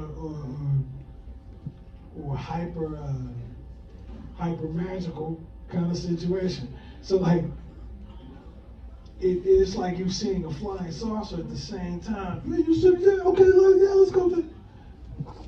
Because what that does is it bonds you past the ego. And to be bonded past the ego when you're an independent creator or producer or something like that, you then can start to build collectively without there being a lot of competition. That's hard. That's hard to do. A lot of times, a lot of people, they only want to align with you for a moment to be able to take whatever gifts you have and then run off with them. It's hard to distill that from the outset unless you have like partners that you know are down like the dirt. It's hard. It's hard to make it happen, especially when you're talking about something like a limited view like dance music, where there's this, there's that, and there's this. And only so many of them are hitting the wax. And only so many of them are dope like that. You got a lot of them that kind of don't, got someone that kind of got the ethic. But when you know someone has the ethic like yours, how do you keep from being in competition with them? How do you do that? I know my shit is dope. I know that shit is dope. How do I align without it being a fight? And it's very difficult. Or how do we align without it becoming some big umbrella thing where everybody has to stand up under stuff and now we're stuck under a big umbrella? That's dangerous too, because that's not necessarily independent, that's a co-op. And co-ops are fine as long as it's a true co-op. That means that if it's a true co-op, everybody puts in the same amounts. Now see, there's an idea. If there was a co-op, a collective co-op. I worry about collective. Co-op is, I love co-op. Collective is dangerous. Who's collected? Who's the collector? Because if we're collective, that means there's a collector. And everybody in the collective want to be the collector. And if that means that the main organizer, whoever does it, is going to feel like most times they're going to feel like, I get to take the biggest slice. I used to be in a group called 3 Chairs. And we all played. We ain't all get paid the same though. Facts. And that's okay. That's what happens when you're young and don't know no better. And you run with people that are putting you on so you feel beholden. Nothing wrong with that. Nothing wrong with that. But 20, 30 years in, that ain't happening. Why? Because I got my own. See what I'm saying? And so now, the idea of a collective with certain folk, I can't do. And it's no diss. It's just that I know that I'm going to cut myself a fairer deal than anybody else on the planet. And so, like, that part of it, what I think it kind of, not necessarily solves it, but I think might be a step towards some of those things, those ideas of sharing, is it being purely economic. It has to be purely economic. What are the raw materials we both need for this thing? Can the relationships, the information of who supplies those raw materials for the same thing we're doing, can that be shared without it becoming a cutoff or it being usurped or somebody, you know, you give somebody information and no. Is there a way, if you can succinctly lay out what's needed, and when you're talking about manufacturing, you're talking about mastering, you're talking about these different ways to make records, if you can go in, and if there is a chance at a discount or something like that, then you have a chance. But without there being a possibility, meaning moving outside of where we're at and what we can't do into what we can do, and using someone who's usually larger in terms of production prowess, meaning pressing plants or mastering houses or distribution places.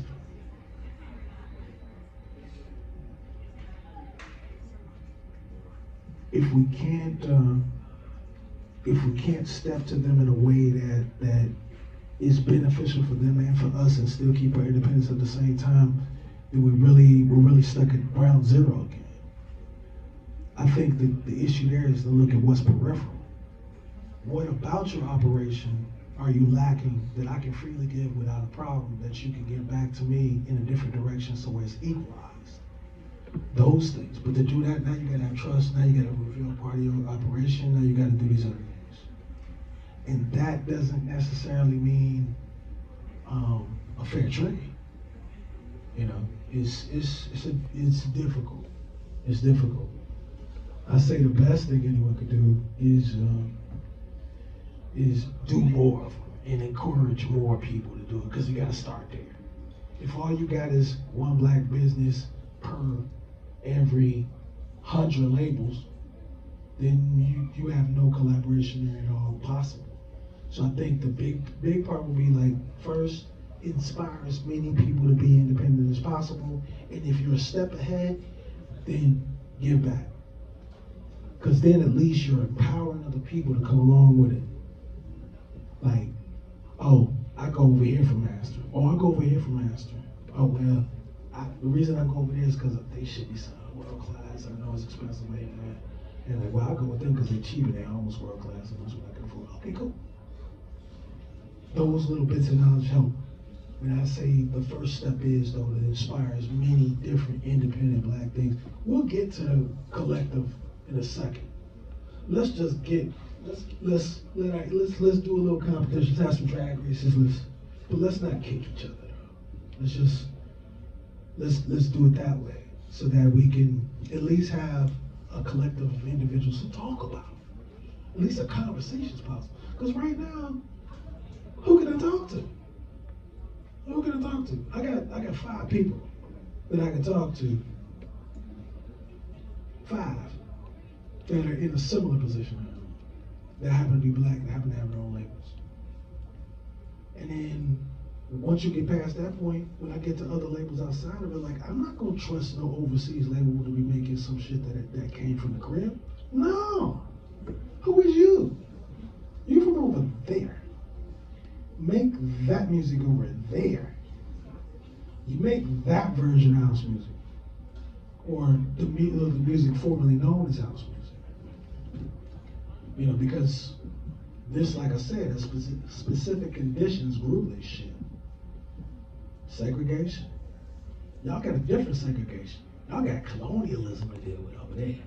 We dealing with the results of slavery over here. So it's a different thing. But I do notice how when I show up over there to play, they don't ever have none of their brothers open for me. I notice that. And there's plenty of them. Plenty of them. But they don't be, where they at? I don't know. So we gotta look at that. And why is that the case when there's just as many black people over there? And you could put it on some cultural shit. You could say, yeah, well, Jamaicans and West Indians don't really mess with house music like that. Maybe not over there. Maybe over there. And then that's not true either, actually. That's not true either. So you wonder about these things and see how things change when you start moving around. But not to get too heavy off into that bag about what happens over there when I don't really know like that, aside from coming in as a tourist and playing and getting up out of there. I know a couple good brothers over there, Digo, those dudes. But how come they never opened for me? How come it's never arranged? The first time I went to London, Digo brought me. He ain't brought me since because everybody else they got a hold of me. Not that he's wanted to, but that's how that works.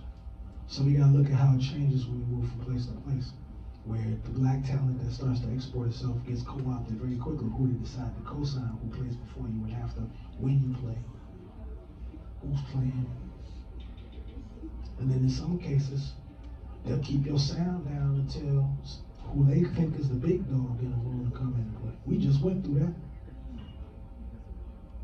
Vivian Westwood had when I, you know.